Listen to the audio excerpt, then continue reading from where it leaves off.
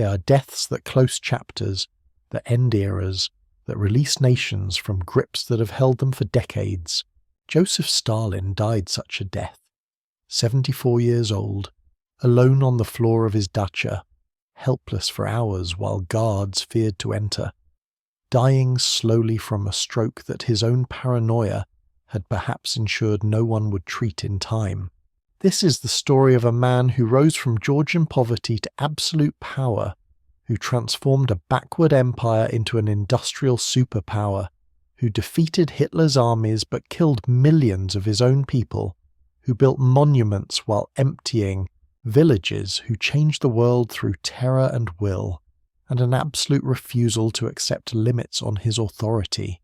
The narrative moves slowly, from a small town in Georgia where a cobbler's son endured a brutal childhood, through seminary where he discovered rebellion, to the underground world of revolutionaries, to prison and exile, to the Bolshevik seizure of power, to the ruthless consolidation that followed Lenin's death, to the collectivization that starved millions, to the terror that consumed the party, to the pact with Hitler and the war that followed.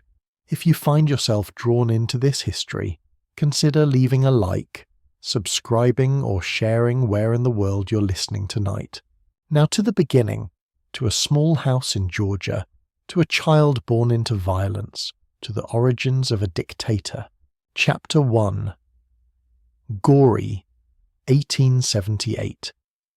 Yosef Bessarionis Dzeyukhashvili, the child who would become Joseph Stalin, was born on December 18th, 1878, in Gori, a small town in Georgia, then part of the Russian Empire.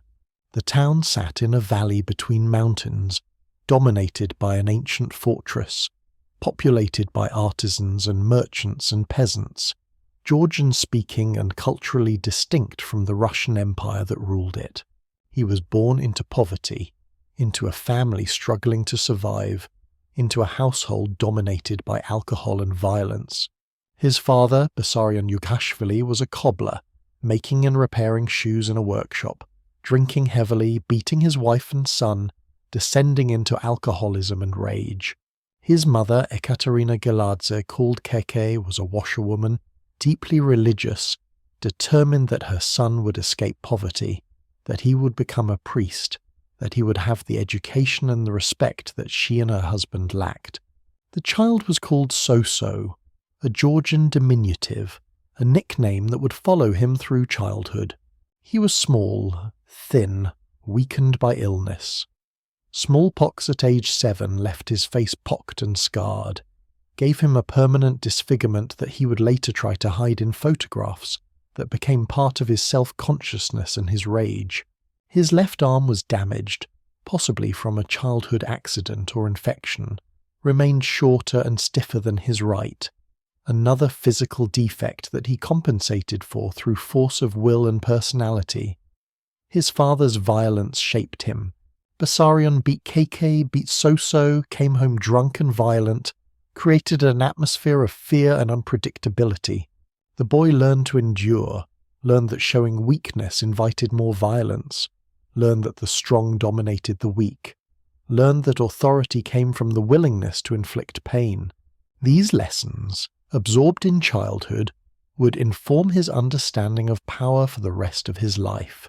Keek protected him as best she could, sent him to church school, ensured he received education, worked long hours washing clothes to support them when Bessarion's income became unreliable.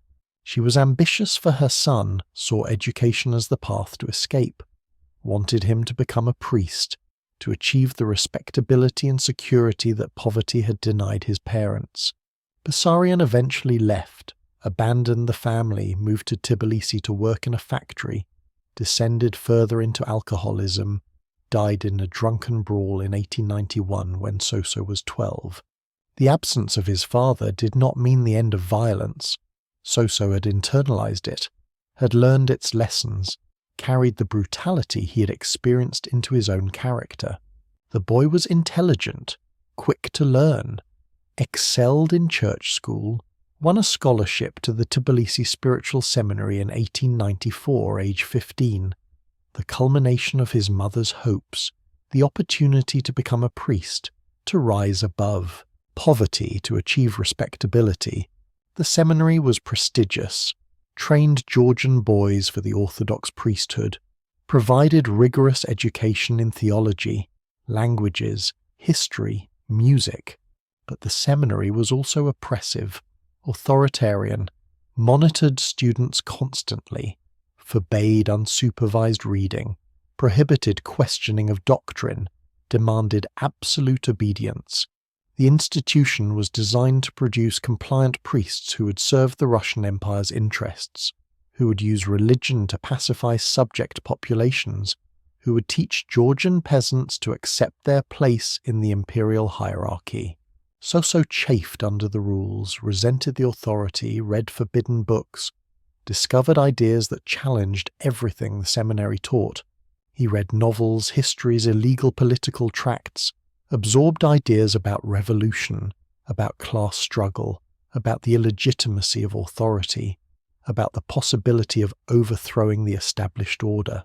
Georgia in the 1890s was experiencing national awakening. Georgian intellectuals promoting Georgian culture and language, resisting Russification, advocating for autonomy within the empire. Soso was exposed to these ideas, to the sense that Georgians were oppressed by Russian imperialism, that national liberation was both possible and necessary. But he was also exposed to another set of ideas: Marxism, revolutionary socialism, the theories of class struggle and inevitable proletarian revolution that were spreading among Russian intellectuals and workers. These ideas appealed to him more than Georgian nationalism, spoke to his resentment of authority and hierarchy, promised total transformation rather than just national autonomy, offered a vision of destroying the existing order completely. At the seminary, Soso joined secret discussion circles, read Marx and Lenin, participated in debates about revolution and tactics, became convinced that the Russian Empire could be overthrown, that capitalism could be destroyed, that a new socialist society could be built. The ideas gave shape to his resentments, provided intellectual framework for his anger, suggested that his personal rage against authority could be part of a world historical process. But he was not a theorist, not primarily interested in philosophical debates about Marxism's finer points, not patient with abstract discussions that went nowhere. He was practical, action-oriented, interested in revolution as something to do rather than just to discuss, impatient with intellectuals who talked endlessly without organizing or acting. In 1899, aged 20, Soso left the seminary, was either expelled for his political activities or left voluntarily. Accounts differ. Perhaps the distinction did not matter. He had rejected the priesthood, had rejected his mother's hopes, had chosen revolution over respectability, had committed to the underground world of illegal political activity, to the dangerous and exciting life of a professional revolutionary. His mother was devastated, had sacrificed for years to give him opportunity, had dreamed of seeing him ordained, had wanted security and respect for her son. Instead, he had chosen poverty and danger, had rejected the path she had prepared, had become exactly what she had hoped to save him from: a rebel, an outlaw, someone without place or prospects in conventional society. But Soso was indifferent to her disappointment, was pursuing something more important than her dreams, was following the logic of his resentments and his ambitions toward revolution, toward the transformation of society, toward the destruction of everything that had made his childhood painful and his family's life difficult. He was becoming a revolutionary, learning the skills and the ruthlessness that would eventually carry him to power, beginning the journey from Gori to the Kremlin, from Soso to Stalin, from Georgian cobbler's son to Soviet dictator. Chapter 2. The Seminary. The Tbilisi Spiritual Seminary, where Soso studied from 1894 to 1899, was an imposing institution. A large stone building near the centre of Tbilisi, capital of Georgia, designed to train Georgian boys for service in the Russian Orthodox Church. The curriculum was rigorous. Theology, Church Slavonic, Greek, Russian, Georgian literature, church singing, history. Intended to produce educated, loyal priests who would spread Orthodox Christianity and Russian imperial values throughout the Caucasus. Life at the seminary was regimented, controlled, suffocating. Students woke at 7, attended prayers, studied under strict supervision, were forbidden from leaving the grounds without permission, could not receive visitors or read books without approval, were monitored constantly by seminary officials determined to prevent any exposure to secular or revolutionary ideas. The atmosphere was monastic, the discipline severe, the assumption being that Georgian boys were naturally rebellious and required constant supervision. Soso initially did well academically, received good marks in most subjects, was noted for his excellent memory and his beautiful singing voice. He participated in the church choir, learned the liturgy, studied scripture, seemed to be on the path his mother had hoped for. But he was also beginning to explore ideas beyond the curriculum, to read books the seminary forbade, to question doctrines he was supposed to accept without doubt. The Russian Empire in the 1890s was experiencing political ferment, revolutionary ideas spreading among students and workers, Marxist groups organizing in cities, illegal publications circulating despite censorship, underground networks forming to challenge autocracy. These ideas reached even the seminary despite its isolation, smuggled in through students who had connections to the outside world, discussed in whispered conversations, passed hand to hand in dormitories. Soso joined a secret reading circle, a group of students who met to discuss forbidden books, to debate politics and philosophy, to imagine alternatives to the existing order. They read Victor Hugo and Émile Zola, read Darwin's Evolution, which contradicted biblical creation, read Russian radical writers like Chernyshevsky, eventually read Marx and Engels, absorbed ideas about class struggle, about capitalism's contradictions, about inevitable proletarian revolution. The transformation from aspiring priest to aspiring revolutionary was gradual, not a sudden conversion but a slow realization that theology was less interesting than politics, that the church served the oppressors, that religion was, as Marx had said, the opium of the people, a tool for keeping the poor docile and accepting of their exploitation. Soso was not initially atheist on philosophical grounds, but became atheist on political grounds. Religion supported the existing order, therefore religion had to be opposed. Seminary authorities noticed his growing rebelliousness, his violations of rules, his unsupervised reading. He was disciplined multiple times, confined to punishment cells, warned about his behavior, threatened with expulsion if he did not conform. But discipline only reinforced his contempt for authority, only demonstrated that the seminary was a prison, that those in power maintained control through fear and punishment, that obedience was demanded rather than earned. In 1898, Soso joined a Georgian social democratic organization, the Mesami Dasi, Third Group, which promoted both Georgian national liberation and socialist revolution.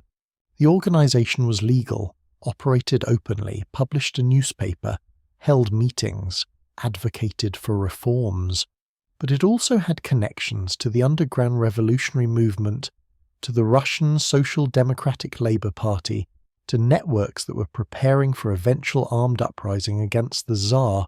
Through Mesami Dasi, Soso met other revolutionaries, learned about organizing and propaganda, began participating in activities beyond just reading and discussion. He gave lessons to railway workers, teaching them literacy and basic socialist ideas, helping to create the working class consciousness that Marxist theory said was necessary for revolution. The work was practical, gave him purpose, connected abstract theory to concrete organizing, but he was becoming impatient with the moderate approach that Mesami Dasi represented.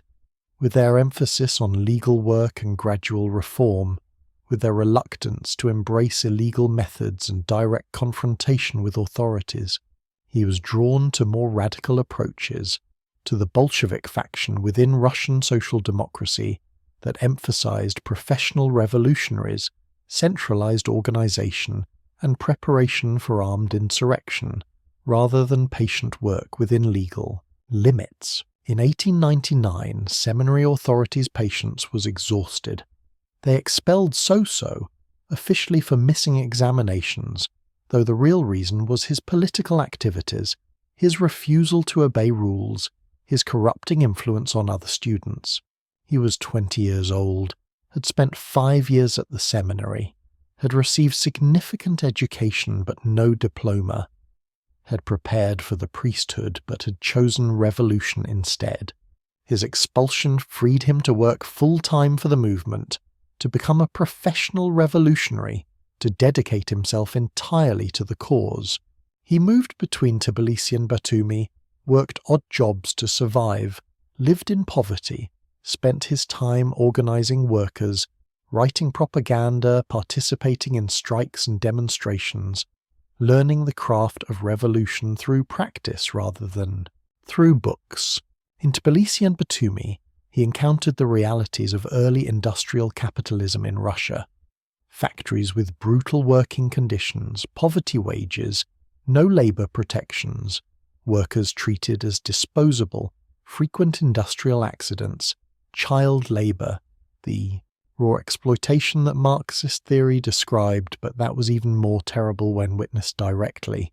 The sight radicalized him further, convinced him that capitalism could not be reformed but had to be destroyed, that workers would not gain rights through petitions but through revolution. He organized strikes, wrote leaflets, gave speeches to workers, helped establish secret circles for revolutionary education. He was effective at this work, was good at connecting with workers, spoke their language rather than intellectual abstractions, made revolution seem practical rather than theoretical. He was developing the skills, organization, propaganda, ruthlessness, that would later make him an effective Bolshevik operative.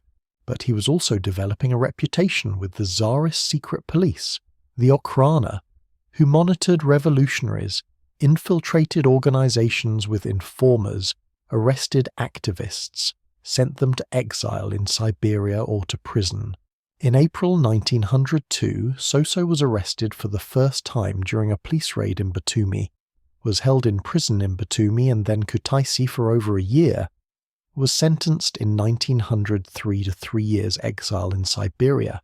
Prison and exile were formative experiences for Russian revolutionaries, were almost inevitable for anyone engaged in serious revolutionary work. The conditions were harsh: cold, isolation, poor food, hard labor, the constant presence of criminals and political prisoners who'd been broken by years of detention.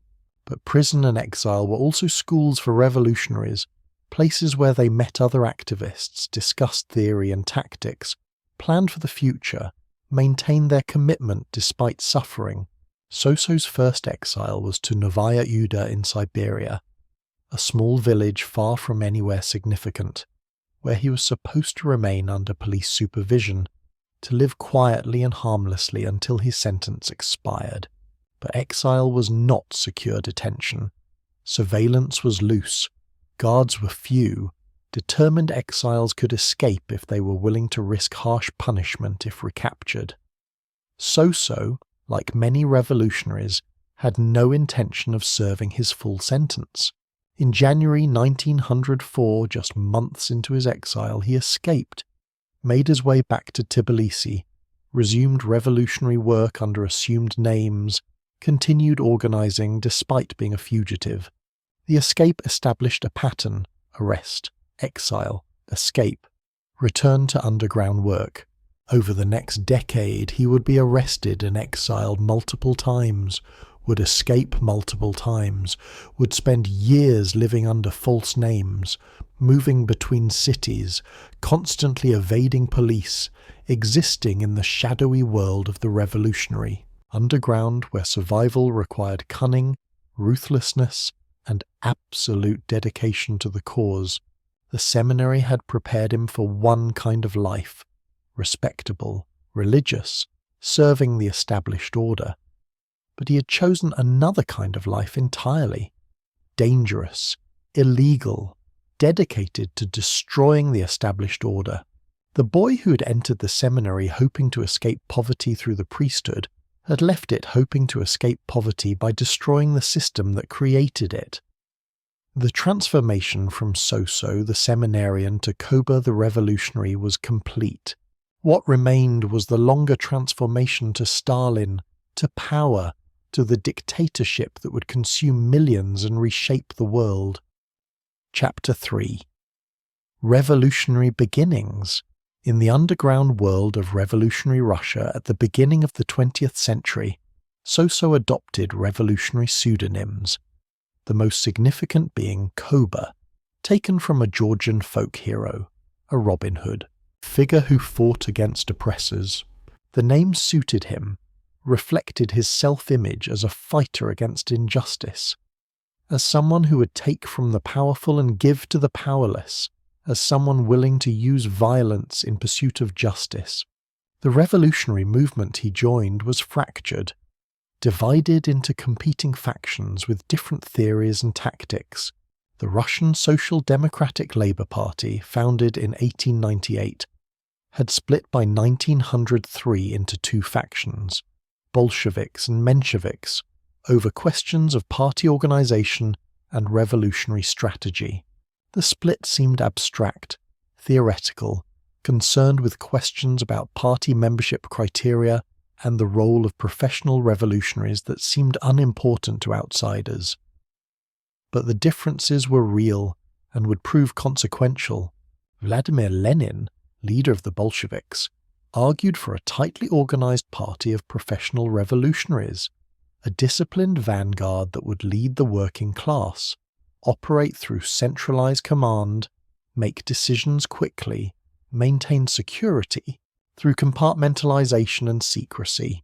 The Mensheviks favoured a broader, more democratic party, open to all workers, making decisions through debate and vote, trusting in the working class's spontaneous revolutionary consciousness rather than in direction from professional revolutionaries.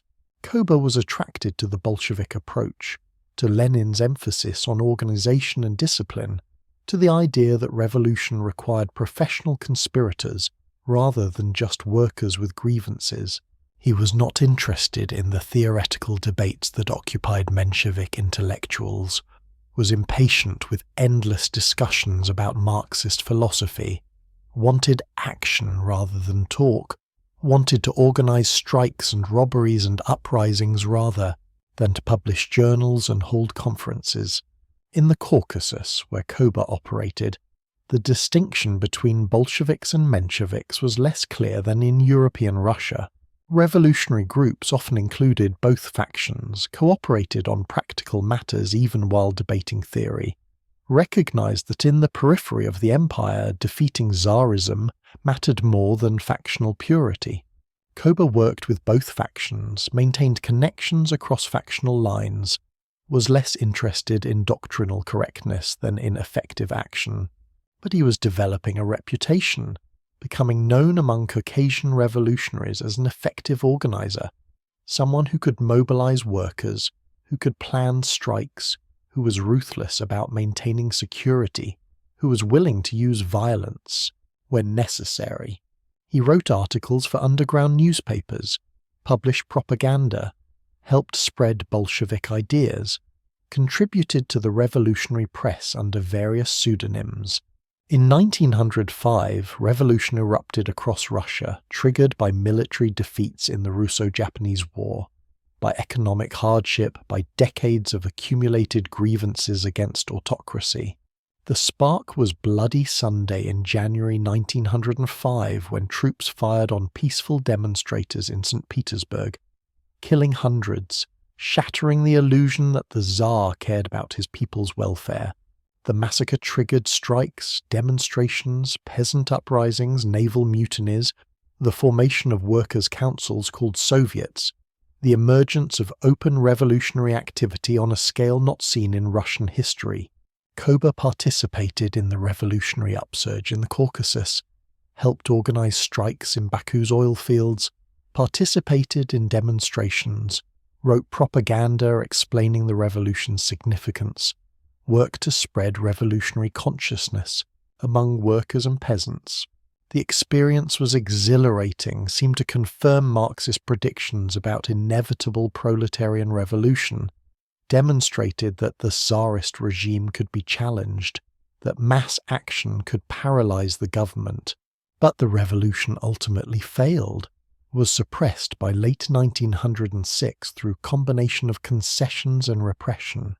The Tsar issued the October Manifesto, promising constitutional reforms and elected parliament, the Duma, splitting the opposition by satisfying moderates. Meanwhile, the regime used military force against revolutionary centers, executed leaders, sent thousands to exile, reasserted control through terror and violence. The failure of 1905 taught Koba important lessons. That spontaneous uprisings were not enough, that the regime could survive mass protests if the military remained loyal, that revolution required more than just anger and strikes, that organization and discipline and armed force were necessary to actually seize and hold power. These lessons would inform Bolshevik strategy in 1917 when revolution came again. In the years after 1905, Koba continued underground work, was arrested multiple times, was exiled to Siberia multiple times, escaped multiple times, lived the precarious existence of a professional revolutionary. His personal life was chaotic. He married Ekaterina Svanidze in 1906, had a son Yakov in 1907, but his wife died of typhus in 1907, leaving him with an infant son he largely ignored, sent to be raised by relatives while he focused on revolutionary work. He was developing connections with Bolshevik leaders, particularly with Lenin, who was in exile in Western Europe, leading the faction from abroad, writing theoretical works, trying to maintain party unity and discipline despite geographic dispersion and constant police pressure. Koba met Lenin for the first time in 1905 at a party conference in Finland, was not particularly impressed by the theoretical discussions, but recognized Lenin's authority, his ability to impose decisions, his ruthlessness in pursuing factional advantage. During these years, Koba was involved in expropriations, bank robberies and other criminal acts to fund party activities. Revolutionary parties needed money to publish newspapers, to support exiles, to purchase weapons, to pay stipends to professional revolutionaries who worked full-time for the movement. The Bolsheviks under Lenin authorized expropriations despite their controversial nature, despite criticisms from Mensheviks who saw them as banditry rather than revolutionary activity. Koba helped organize some of the most spectacular expropriations in the Caucasus, including the Tiflis bank robbery in June 1907, when armed revolutionaries killed over 40 people while stealing hundreds of thousands of rubles. The robbery was successful financially but was condemned by many revolutionaries as terrorism, as showing that Bolsheviks were criminals rather than political activists, as discrediting the revolutionary movement. Koba was not directly involved in the Tiflis robbery itself but was part of the planning and support network, helped launder the stolen money, demonstrated his willingness to use violence in service of revolutionary goals, showed that he was not squeamish about methods, that he would do what was necessary regardless of moral scruples. This ruthlessness, this willingness to order violence without hesitation, would become his defining characteristic. Between 1907 and 1917, Koba lived the precarious life of an underground revolutionary, arrested, exiled, escaped, arrested again, exiled again, escaping when he could, enduring when he could not. He was exiled to remote parts of Siberia, to places like Solvyshegodsk and Turukhansk, to villages where winters were brutal, where isolation was complete, where only the most determined revolutionaries maintained their commitment. During one exile period, he had another romantic relationship, possibly fathered another child, the details unclear, his personal life chaotic and mostly irrelevant to him, subordinated entirely to political work. Women were useful to him, provided companionship and domestic support, but were not priorities, were not allowed to interfere with revolutionary activities, were discarded when inconvenient.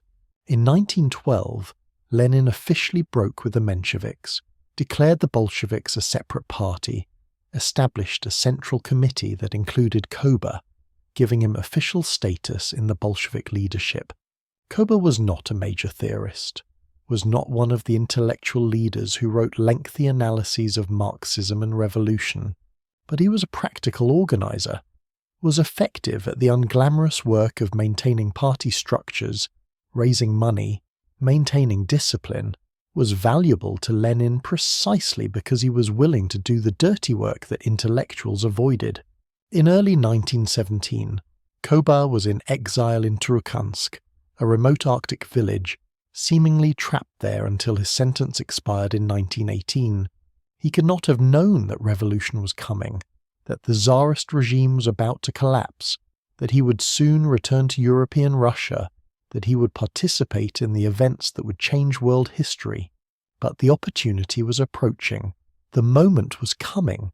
The chance to move from underground organizer to revolutionary leader was months away. Chapter 4: The Bolshevik. The February Revolution of 1917 came suddenly, unexpectedly, caught revolutionaries by surprise as much as it surprised the Tsarist regime.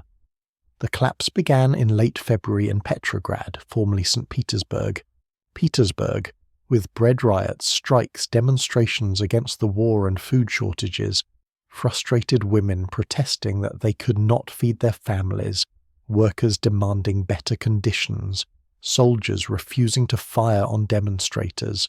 Within days, the Tsarist regime crumbled. Soldiers mutinied, joined the demonstrators. The Duma, parliament, defied the Tsar's orders to dissolve. A provisional government was formed. Workers and soldiers organized Soviets, councils, to represent their interests. Dual power emerged between provisional government and Soviets. On March 2nd, Tsar Nicholas II abdicated, ending 3 centuries of Romanov rule, leaving Russia without clear government, opening possibilities for radicals to seize power. When the February Revolution occurred, most Bolshevik leaders were in exile. Lenin in Switzerland, Trotsky in New York, others scattered across Europe and Siberia. Koba was in Turkhansk, learned of the revolution weeks after it happened through delayed mail and telegrams, immediately made arrangements to return to Petrograd, was released from exile by the revolution's general amnesty for political prisoners, travelled by train across Siberia and European Russia, arrived in Petrograd in mid-March. In Petrograd, Koba, now increasingly using the name Stalin, meaning man of steel, a revolutionary pseudonym that projected strength and hardness, found the Bolshevik party in disarray. The leadership that had remained in Russia was uncertain about strategy, was supporting the provisional government conditionally, was advocating for moderate policies, was not pushing for immediate Soviet takeover of power. Stalin joined the editorial board of Pravda, the Bolshevik newspaper, took a relatively moderate line, argued for supporting the provisional government in some circumstances, advocated for pressure on the government rather than for overthrowing it. Immediately, the position reflected both the party's weakness. Bolsheviks were a minority among socialists. The provisional government had popular support.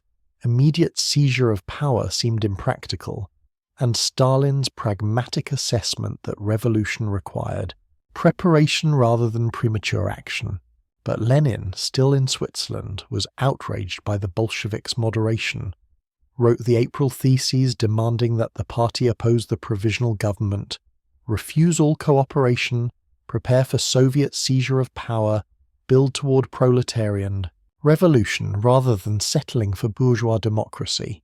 Lenin's position seemed extreme, was opposed by most Bolsheviks initially, seemed to ignore political realities, seemed to risk isolating the party from the broader revolutionary movement.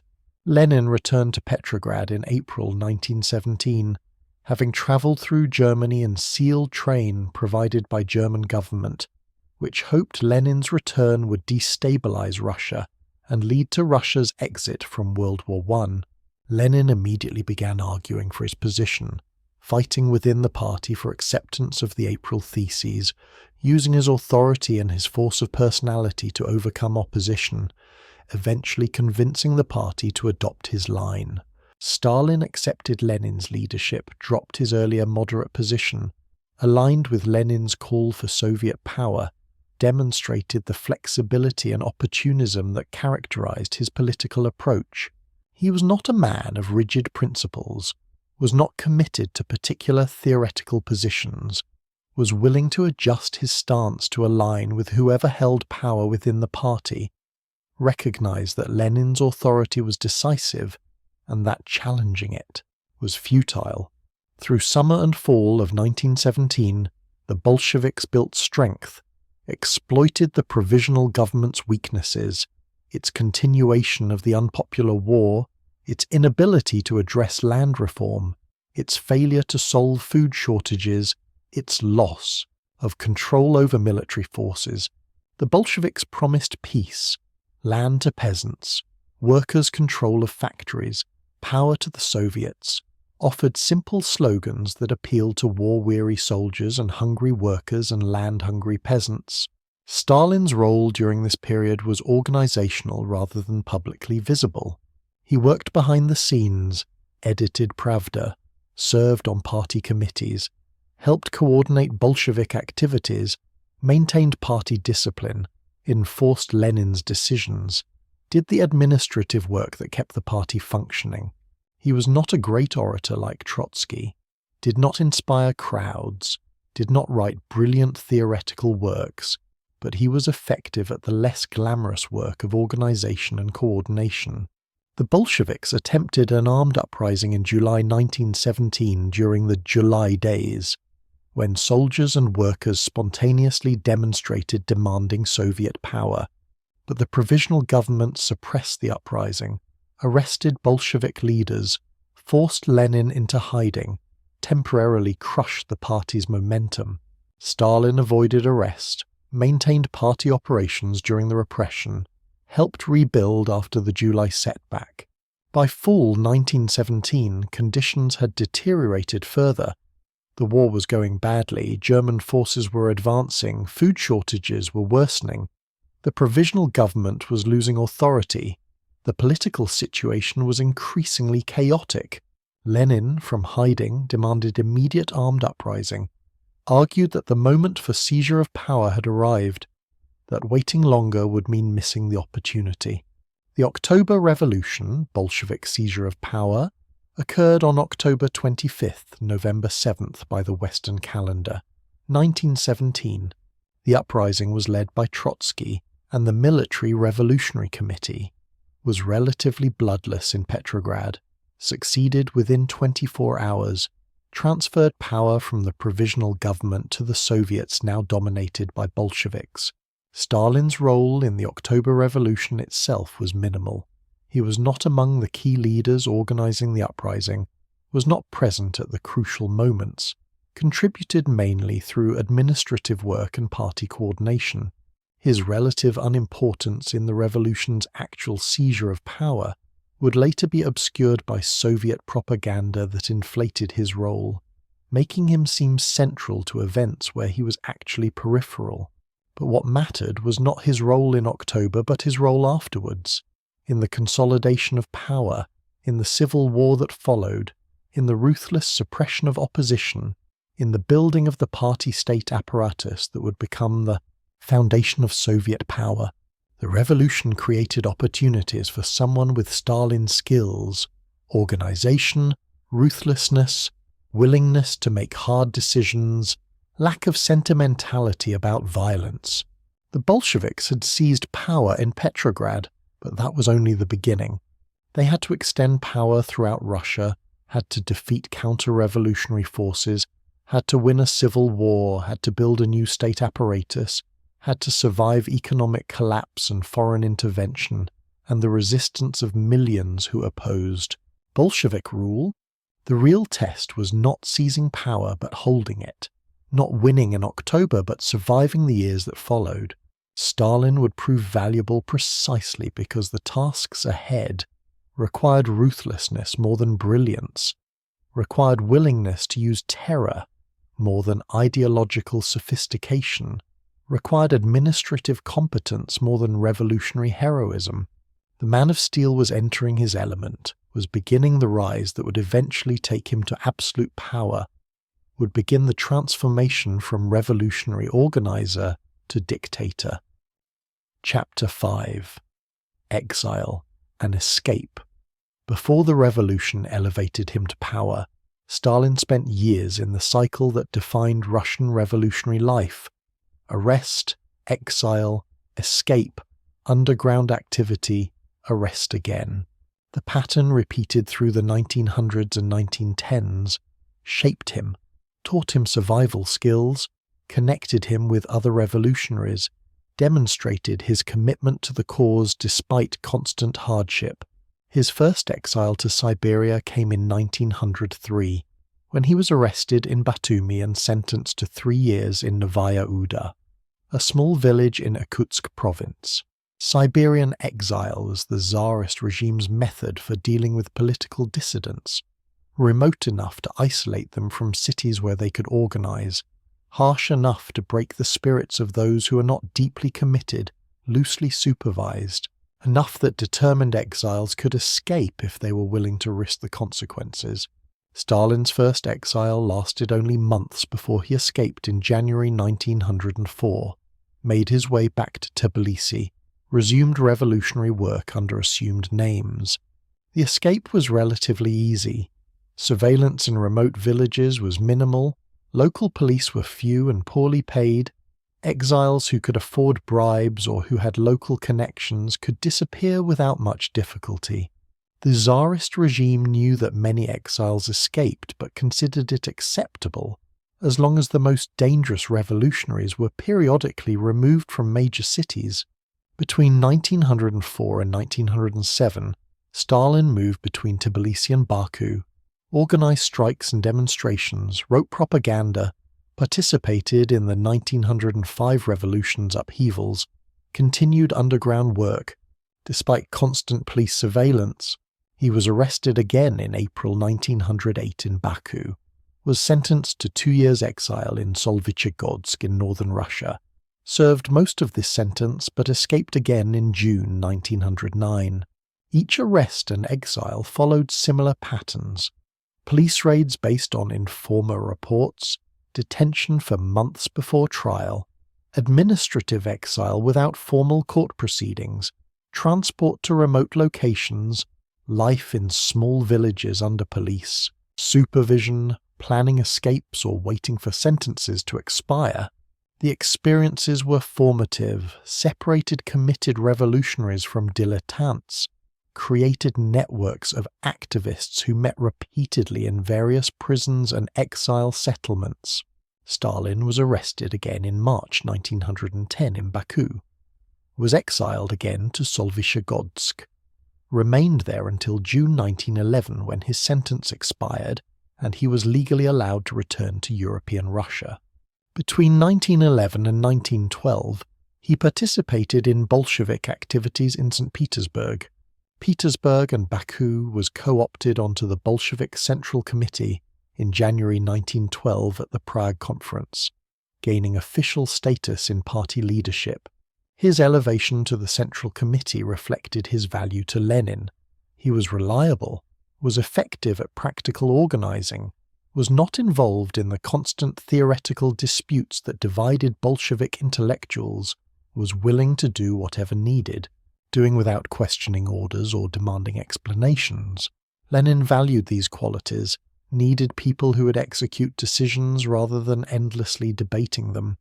saw Stalin as useful tool even if not as brilliant theorist. But promotion to Central Committee also made Stalin more valuable to the Okhrana, the Tsarist secret police, who intensified surveillance, planted informers in revolutionary circles, worked systematically to identify and arrest Bolshevik leaders. Stalin was arrested in February 1913 in St. Petersburg, was sentenced to 4 years exile in Turkhansk, a remote Arctic region in northern Siberia where conditions were particularly harsh and escape was nearly impossible. The Turkhansk exile was Stalin's longest and most difficult, lasted from 1913 until the February Revolution freed him in 1917. Turkhansk was hundreds of miles from the nearest city, accessible only by river in summer and by sledge in winter, inhabited mainly by indigenous peoples, with tiny Russian settlements where exiles were required to live under police supervision. The cold was extreme, reaching -50 degrees Celsius in winter. Food was limited and monotonous. Supplies arrived irregularly. Isolation was complete. Stalin lived in the village of Kureyka, shared a room with another exile, survived on bread and fish and occasional game, spent long winter months with little to do, read when books were available, wrote occasional articles for Underground publications, maintained his political commitments despite the hardships.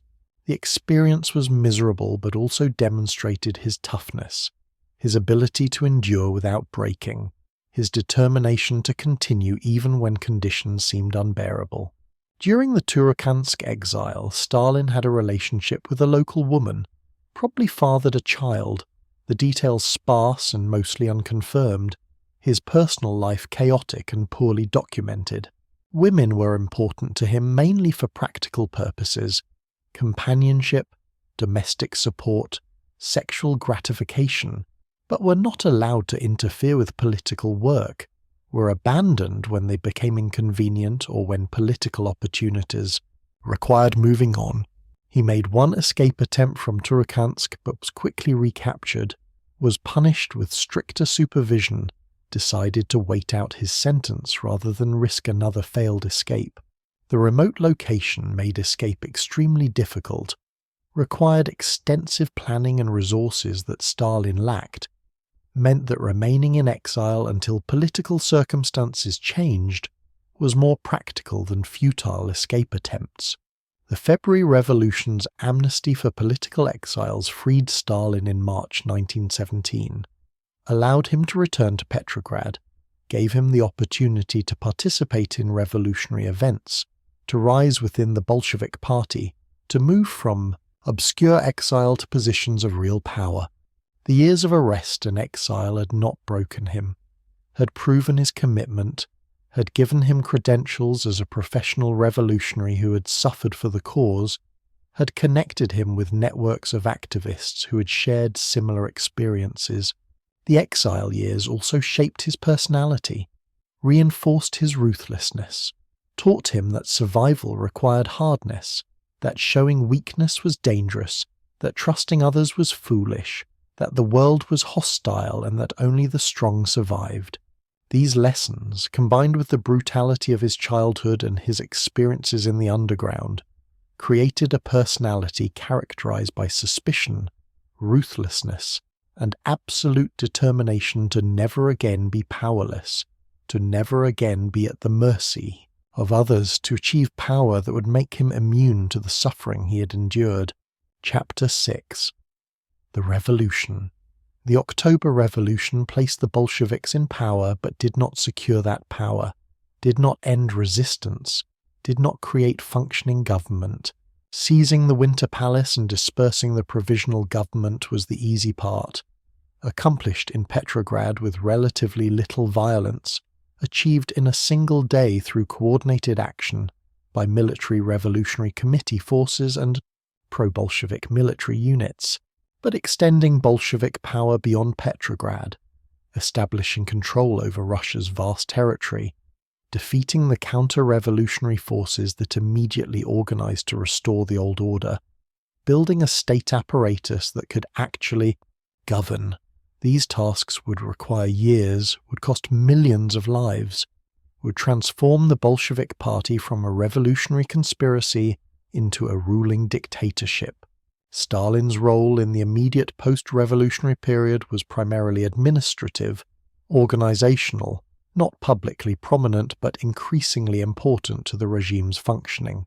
He was appointed People's Commissar for Nationalities, responsible for managing the empire's non-Russian peoples, for developing policies toward the dozens of ethnic groups that inhabited the former Russian Empire, for holding together a multi-ethnic state that was fragmenting under revolutionary pressures. The nationalities question was crucial. The Russian Empire had been a prison house of nations, had oppressed Poles, Ukrainians, Georgians, Armenians, Muslims of Central Asia, Jews, dozens of peoples who saw the empire's collapse as opportunity for independence. The Bolsheviks had promised national self-determination, had condemned Russian imperialism, had supported independence movements before taking power. But now in power, they faced the problem that granting real self-determination would mean losing territory and resources, would mean the empire's disintegration. Stalin's position was pragmatic, cynical. Promise self-determination.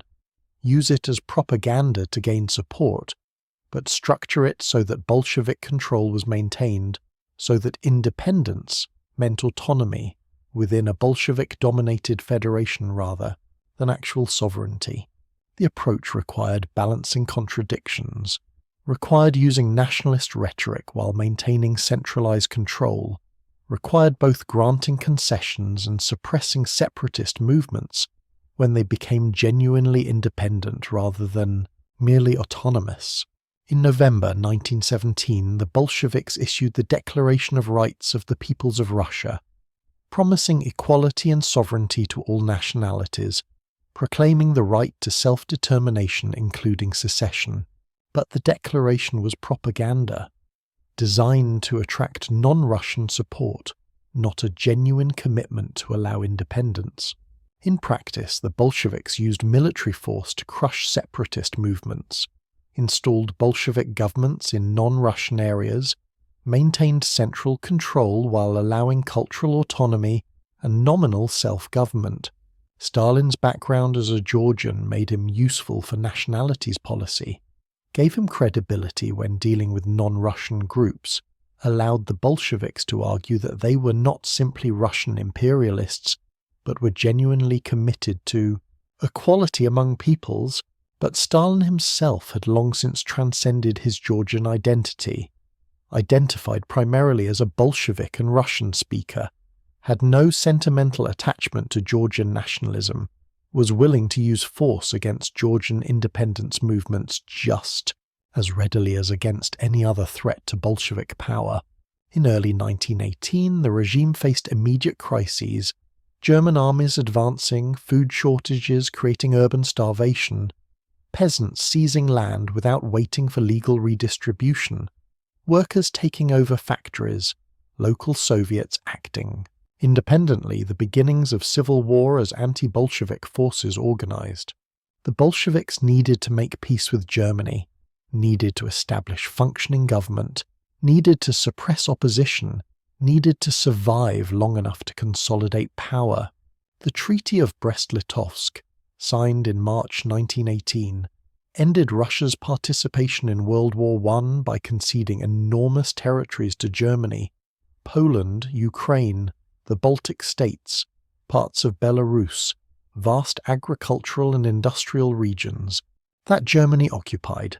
The treaty was humiliating, was opposed by many Bolsheviks who wanted to continue revolutionary war rather than accept German terms, seemed to betray revolutionary principles for pragmatic survival.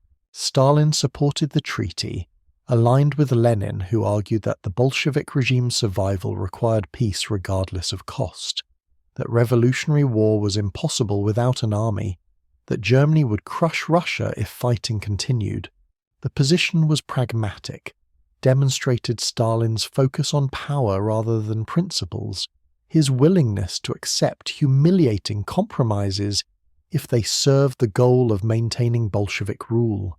The civil war that erupted in 1918 pitted the Bolshevik Red Army against various white, counter-revolutionary forces, against independence movements in Ukraine and the Caucasus and Central Asia, against peasant uprisings, against foreign interventionist forces from Britain, France, America, Japan who opposed Bolshevik rule.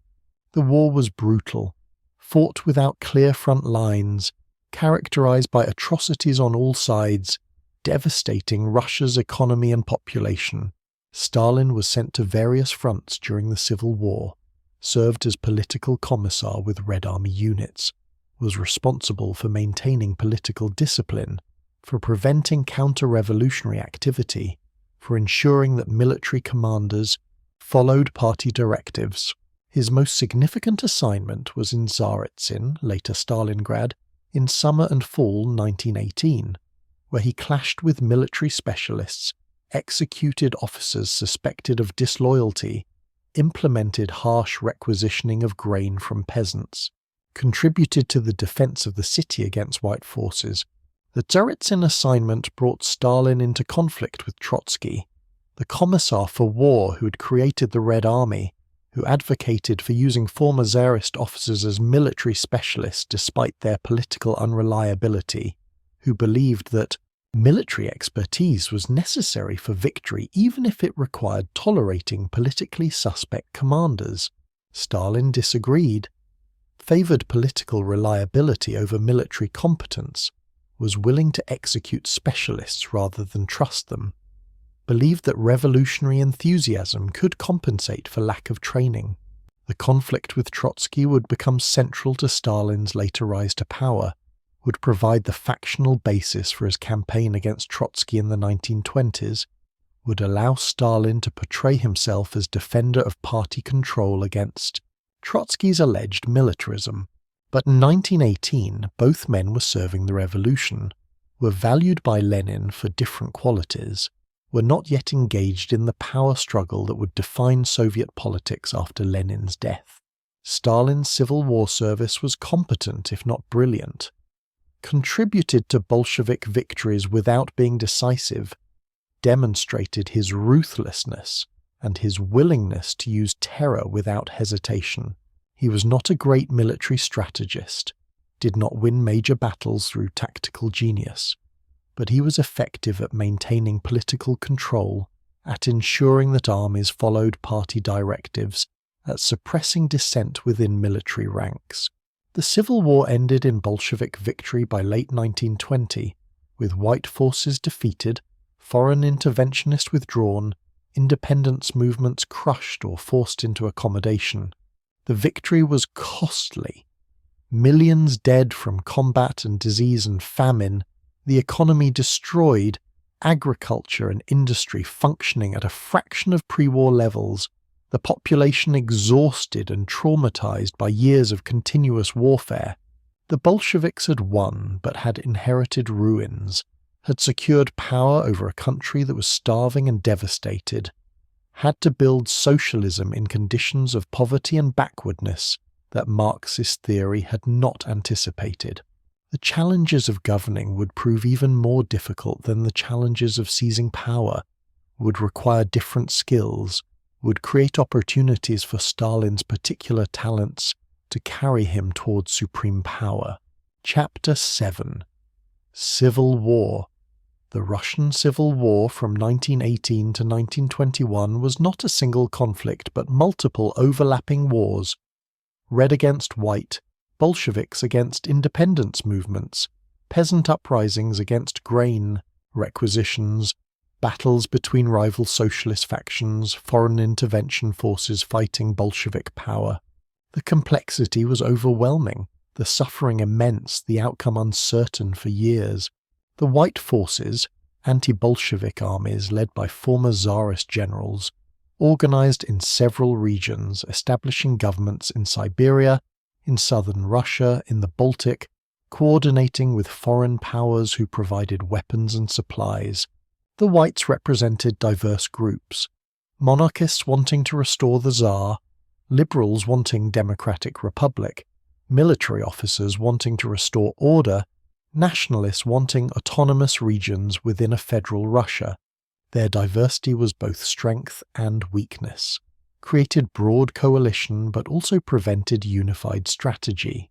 The Bolsheviks' Red Army, created from scratch and built rapidly by Trotsky's organizational genius, numbered in the millions by 1919, conscripted from peasants and workers, led by combination of committed Bolsheviks and former Tsarist officers who offered military expertise.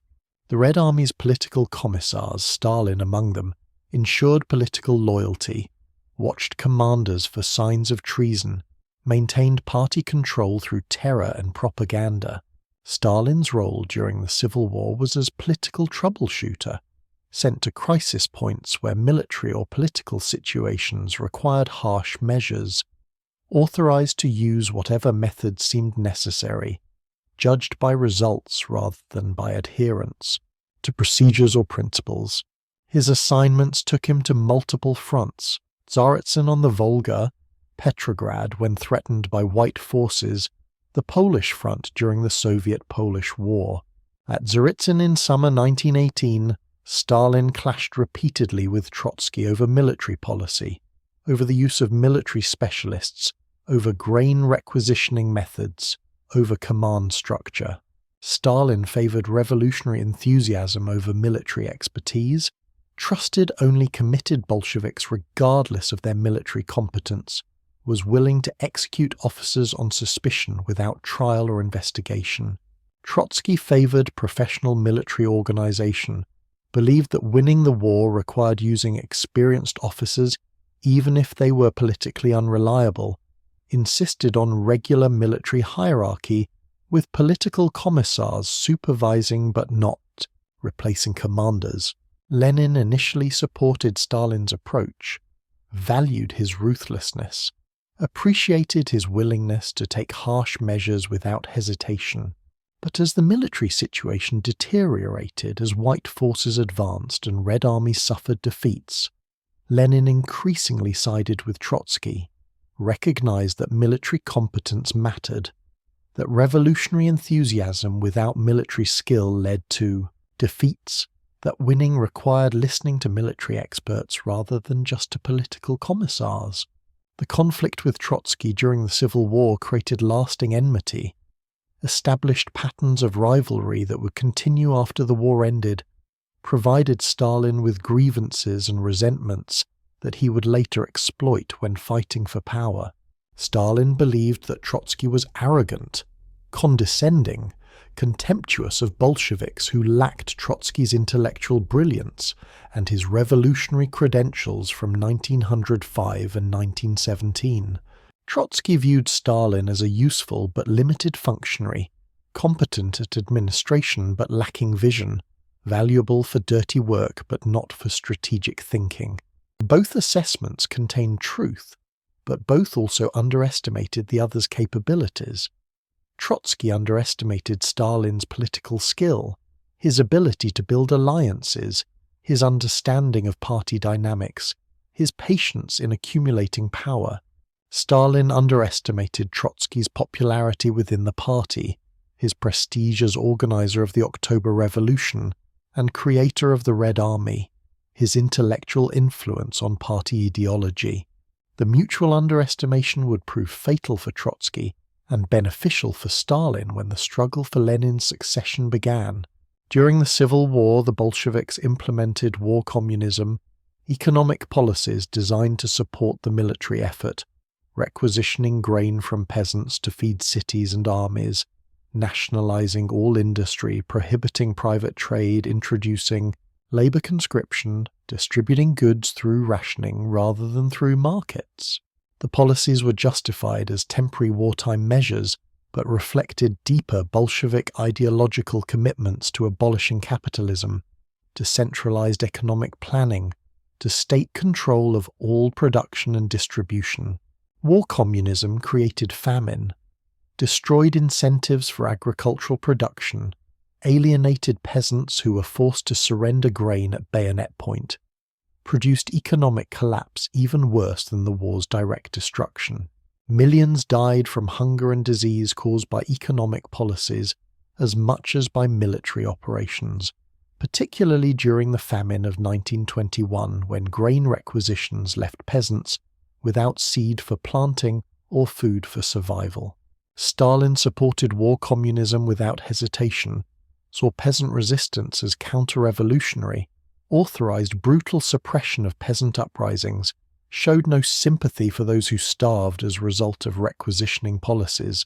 His background in revolutionary underground, his years of suffering and exile, his absolute commitment to party and revolution, all created a personality incapable of sentimentality about suffering, convinced that revolution justified any measures, that enemies deserved no mercy, that weakness was dangerous. The Civil War was won through a combination of factors: Red Army's numerical superiority in central Russia, Bolshevik control of railways allowing rapid movement between fronts, White forces' lack of coordination and unified command, foreign, interventionists' limited commitment and eventual withdrawal, peasant preference for Bolsheviks over whites who threatened to restore landlords. By late 1920, major white forces were defeated. Civil war was effectively over. Bolsheviks had secured power throughout most of the former Russian Empire's territory, but victory left a devastated country. Industrial production at a fraction of pre-war levels, agricultural output collapsed, millions dead from war and famine and epidemic disease, infrastructure destroyed, millions of refugees displaced, social fabric torn apart by years of violence and suffering. The Bolsheviks controlled the ruins of an empire, faced the enormous task of rebuilding while maintaining their grip on power, while suppressing remaining resistance, while beginning to construct socialism in conditions Marxist theory had never anticipated. The transition from revolutionary party to ruling bureaucracy was beginning. The transformation from conspiratorial organization to state apparatus was underway. The emergence of the party-state dictatorship that would characterize Soviet power was taking shape. Stalin, neither the most prominent Bolshevik nor the most brilliant theorist, was positioning himself within this emerging structure, was accumulating positions and responsibilities, was becoming indispensable to the regime's functioning, was building the foundation for his eventual rise to supreme power. Chapter 8: Lenin's Death. By 1921, the Bolsheviks had won the Civil War but faced a country in ruins, an economy destroyed, a population exhausted and increasingly hostile.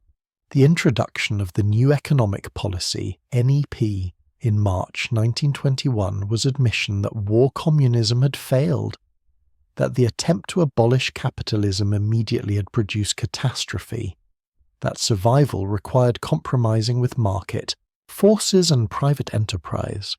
NEP allowed private trade, permitted peasants to sell surplus grain at market prices rather than having it requisitioned, denationalized small industry, created mixed economy with state ownership of heavy industry and large enterprises but market mechanisms for agriculture and consumer goods. The policy was pragmatic retreat, acknowledgement that building socialism required more time, that economic recovery had to precede further revolutionary transformation. Stalin supported NEP as party policy while remaining committed to eventual socialist transformation, understood that tactical retreat was necessary for strategic advance, that the party had to consolidate power before resuming revolutionary offensive.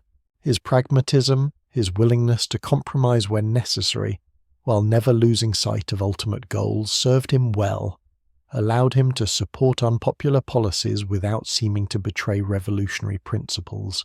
During the early 1920s, Stalin accumulated positions within the party apparatus: General Secretary of the Central Committee from April 1922, member of the Politburo, Political Bureau, the party's highest decision-makings body, Commissar for Nationalities, Commissar for Workers and Peasants Inspection.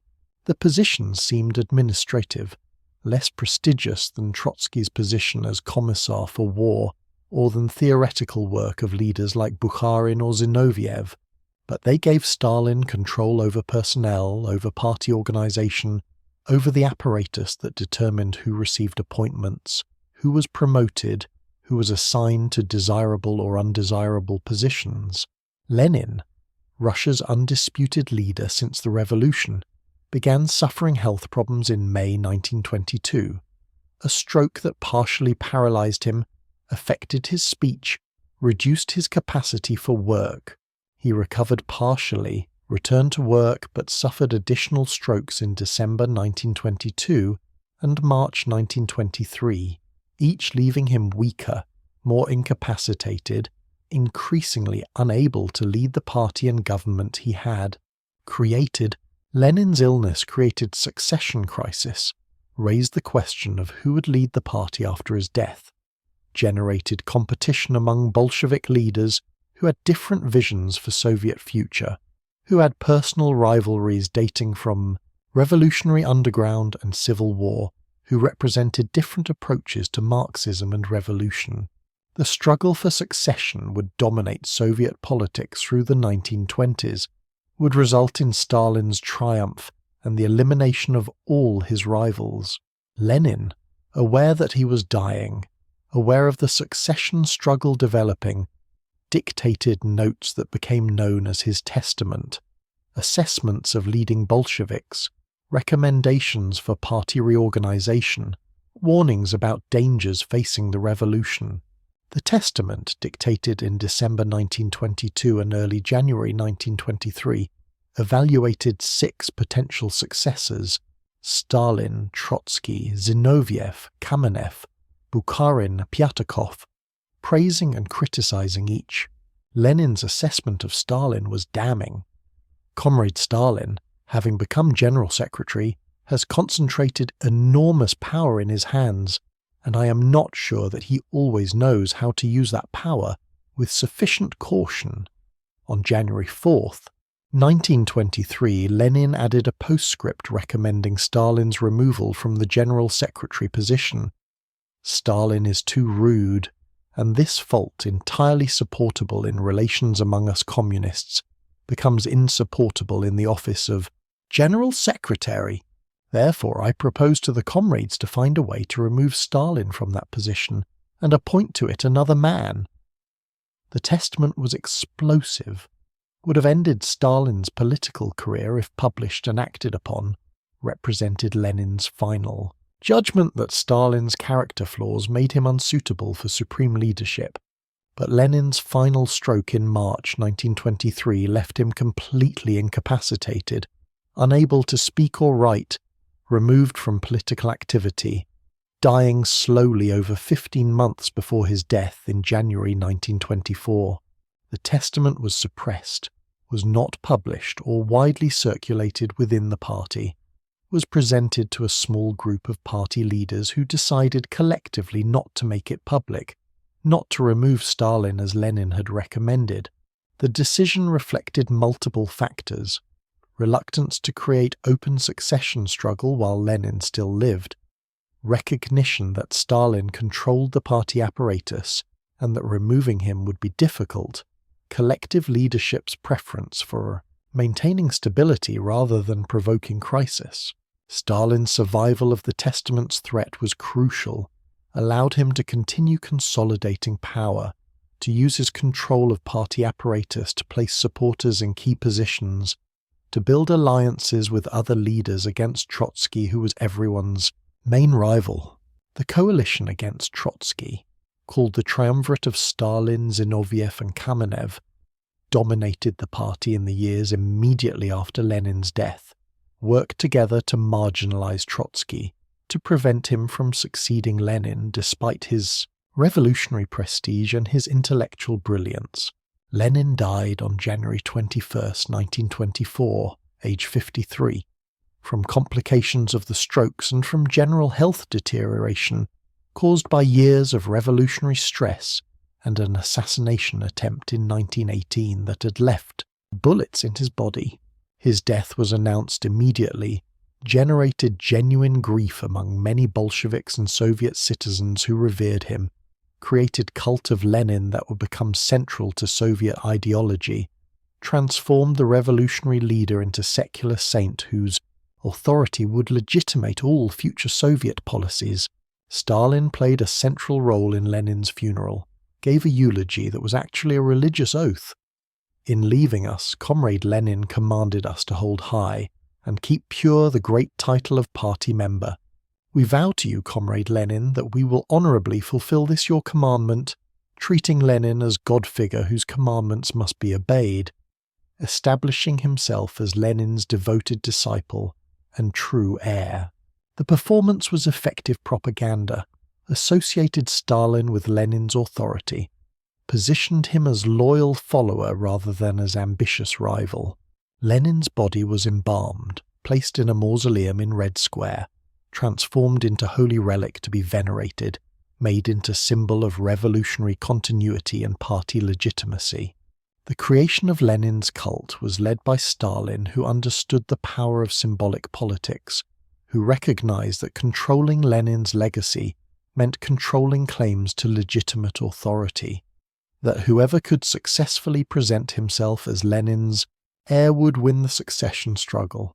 The struggle was just beginning, would continue through the 1920s, would see Stalin systematically eliminate every rival, would result in complete transformation of Soviet politics from collective leadership to personal dictatorship.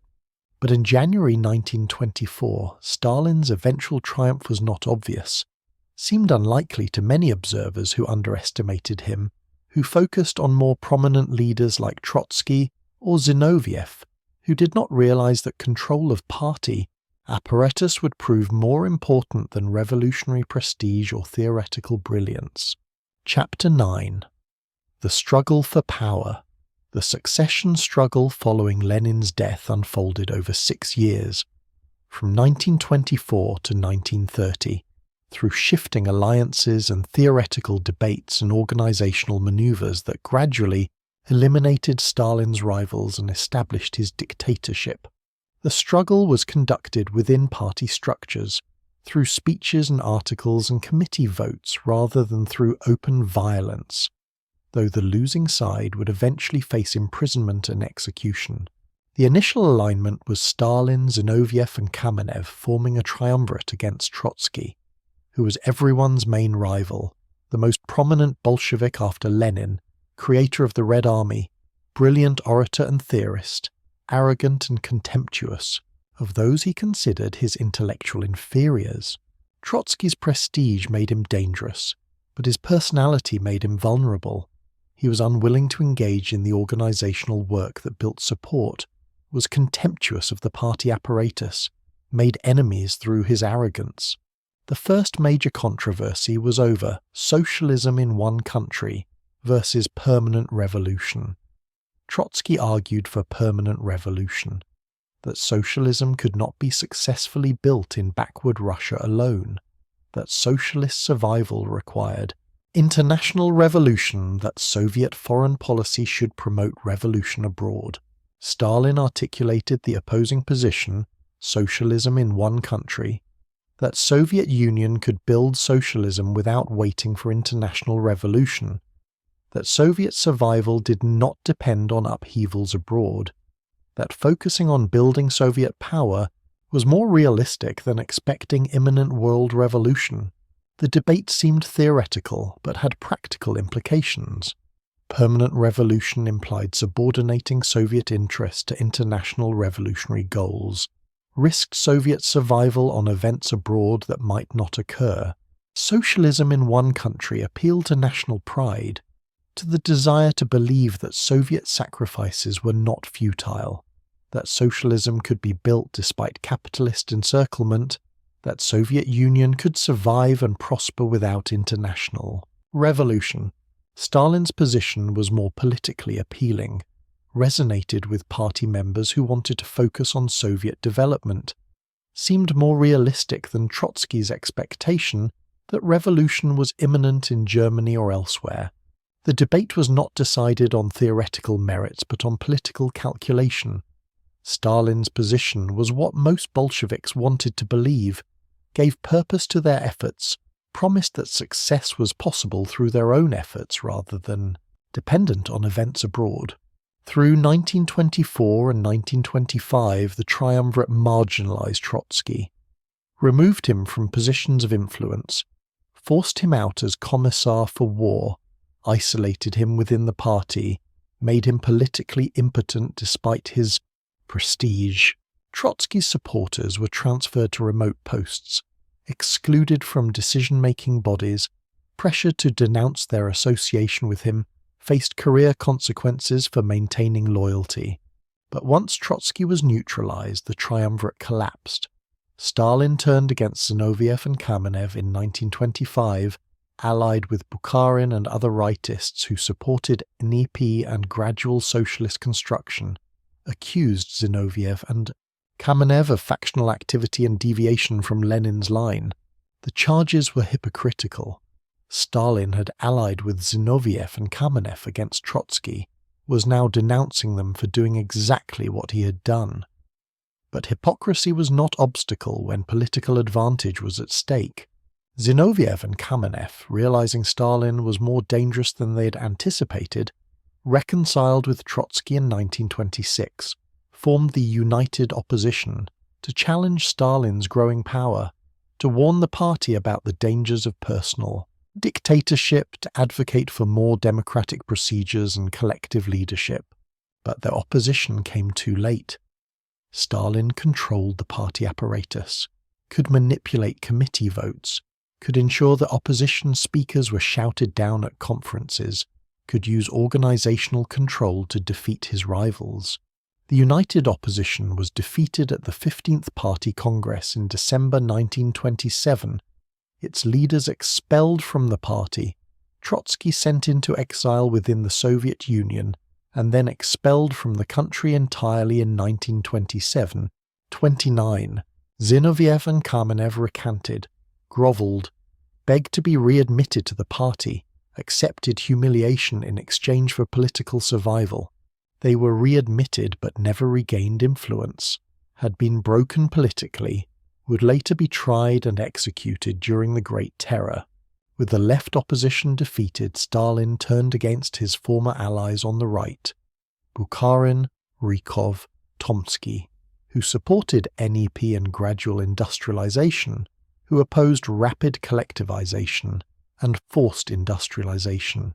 By 1928, Stalin had adopted positions he had previously opposed, was now advocating for rapid industrialization and forced collectivization of agriculture, was implementing policies that the left opposition had advocated but that Stalin had condemned when his rivals proposed them.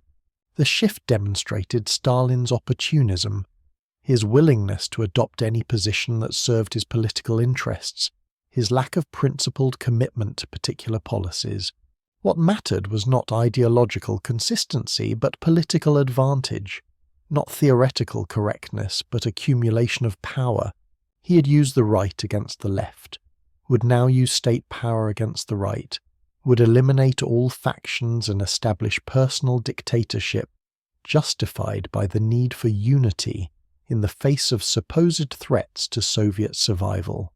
By 1930, Stalin's victory was complete. All rivals were defeated. The party apparatus was staffed with his supporters. Opposition was silenced. The foundation for personal dictatorship was established. The transformation from collective leadership to one-man rule had been accomplished without civil war, through manipulation of party structures, through alliances and betrayals and organizational maneuvers that eliminated competitors while maintaining appearance of democratic decision-making. The victory was not just personal, but ideological and structural. Stalin had not just defeated rivals, but had established a system where rivals could not emerge, where opposition was defined as treason, where loyalty to Stalin was synonymous with loyalty to party and revolution. The cult of personality was developing. Stalin was being celebrated as Lenin's heir and as the genius leader whose wisdom guided Soviet development, whose decisions determined Soviet success or failure. The methods Stalin had used to gain power, manipulation, betrayal, organizational control, willingness to adopt any position that served his interests, would characterize his rule, would inform the policies of the 1930s, would produce the collectivization that starved millions and the terror that consumed the party. The man who'd accumulated power through bureaucratic maneuvering would use that power with a ruthlessness that exceeded anything the revolutionary underground had prepared the party to expect. The real Stalin era was beginning. The transformation of Soviet Union through violence and will was about to commence. Chapter 10: Collectivization. By 1928, Stalin had secured political dominance but faced economic challenges that threatened Soviet survival. Industry remained weak, unable to produce modern weapons or machinery, dependent on imported technology from capitalist countries. Agriculture remained largely unchanged from pre-revolutionary patterns. Individual peasant farms, traditional methods, limited marketable surplus, susceptible to harvest failures that created urban food shortages. The Bolsheviks had promised to modernize Russia, to transform backward agricultural economy into advanced industrial power, to demonstrate socialism's superiority over capitalism through rapid economic development. But progress under NEP was slow, gradual, insufficient to overcome backwardness, or to prepare for potential wars with capitalist encirclement. Stalin concluded that transformation required revolutionary methods, required mobilizing all resources through state control, required crushing resistance regardless of human cost. Collectivization of agriculture and rapid forced industrialization became the twin pillars of Stalin's economic revolution, launched in 1929 and continuing through the 1930s, transforming Soviet economy and society, producing both industrial growth and mass suffering, demonstrating that state mobilization could achieve rapid development but at enormous human cost.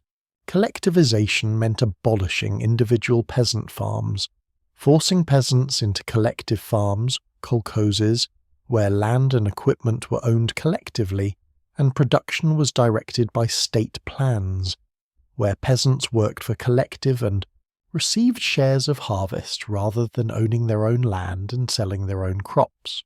The policy was justified as bringing socialist organization to agriculture, as increasing productivity through mechanization and large-scale farming, as ensuring reliable grain deliveries to feed growing urban industrial workforce.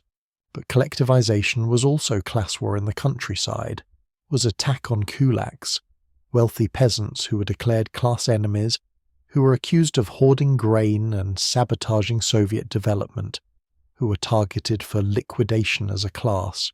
The kulak designation was elastic, was applied to anyone who resisted collectivization, who owned more than average land or livestock, who employed hired labor or engaged in trade, who opposed party policies or was denounced by neighbors with personal grudges.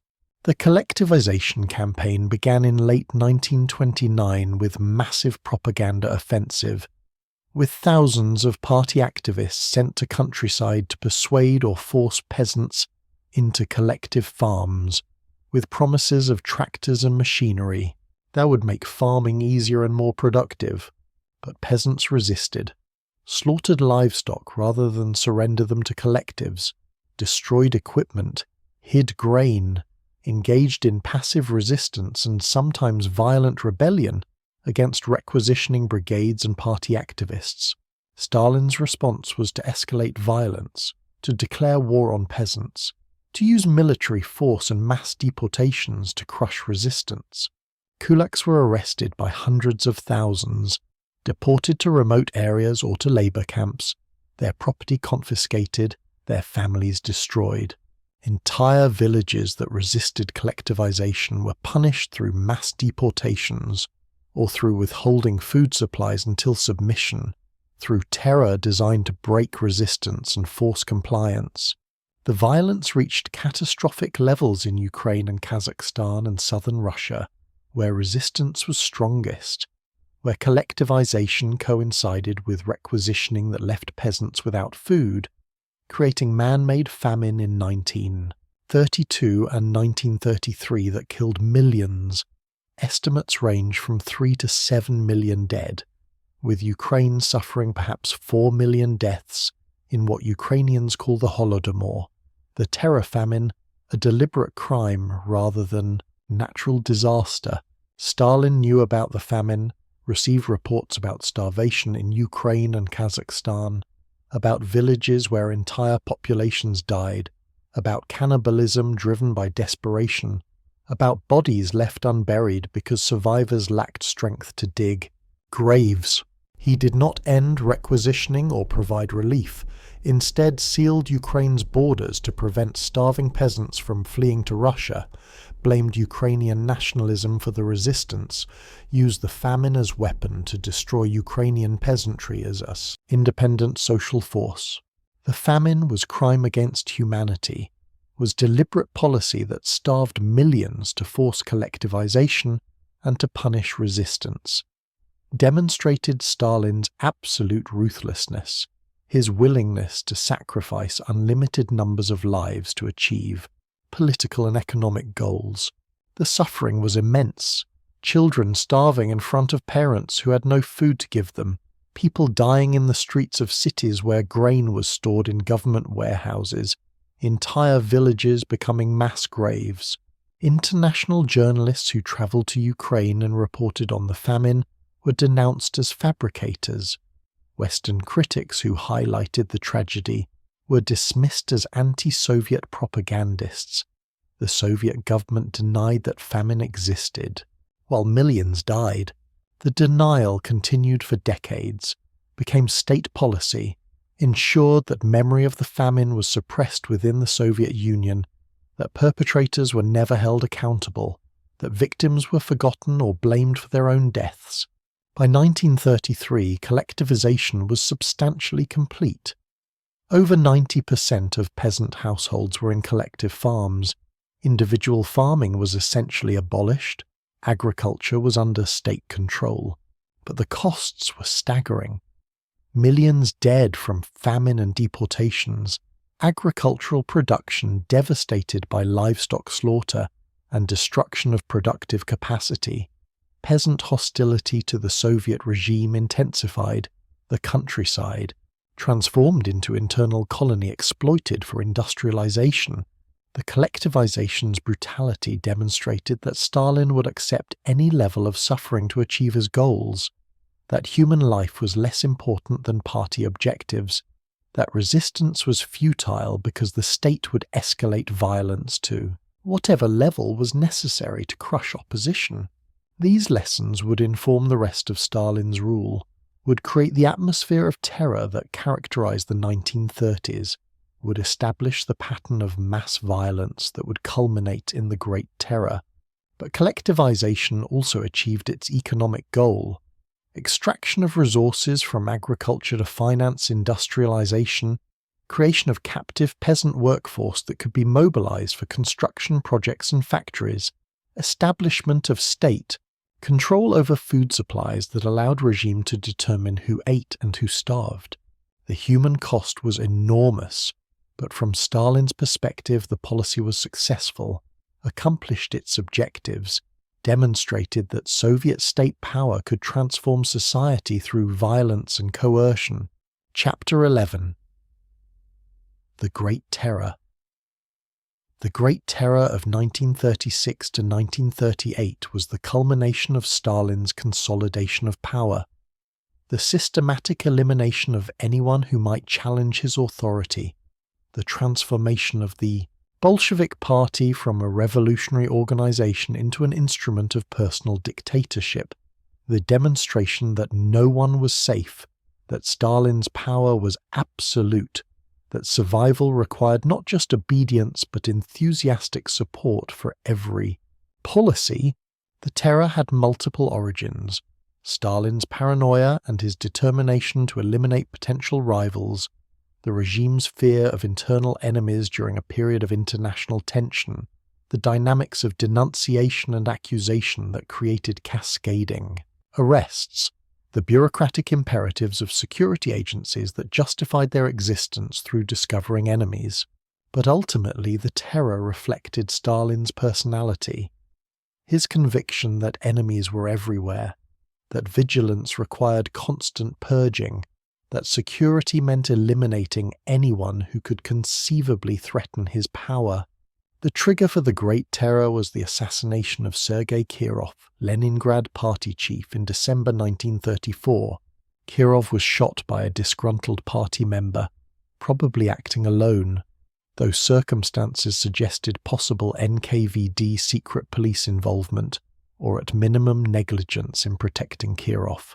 Stalin used the assassination to justify emergency measures, mass arrests of suspected oppositionists, expanded powers for secret police, simplified procedures for trials and executions. The Kirov assassination created atmosphere where vigilance against enemies was paramount, where anyone could be accused of complicity in terrorist plots, where security concerns justified suspending normal procedures and rights. Stalin declared that enemies had penetrated the party, that Trotskyist saboteurs and fascist spies were working to undermine Soviet power, that only ruthless purging could protect the revolution. The Moscow trials, 3 major public trials in 1936, 1937 and 1938, were show trials where old Bolsheviks who had made the revolution confessed to absurd charges of espionage, sabotage, terrorism, working for foreign intelligence services, plotting to assassinate Stalin and other leaders, conspiring to restore capitalism. The defendants, Zinoviev and Kamenev in the first trial, Radek and Pyatakov in the second, Bukharin and Rykov in the third, confessed to crimes they had not committed, accepted sentences of death, played assigned roles in propaganda spectacles designed to justify the terror.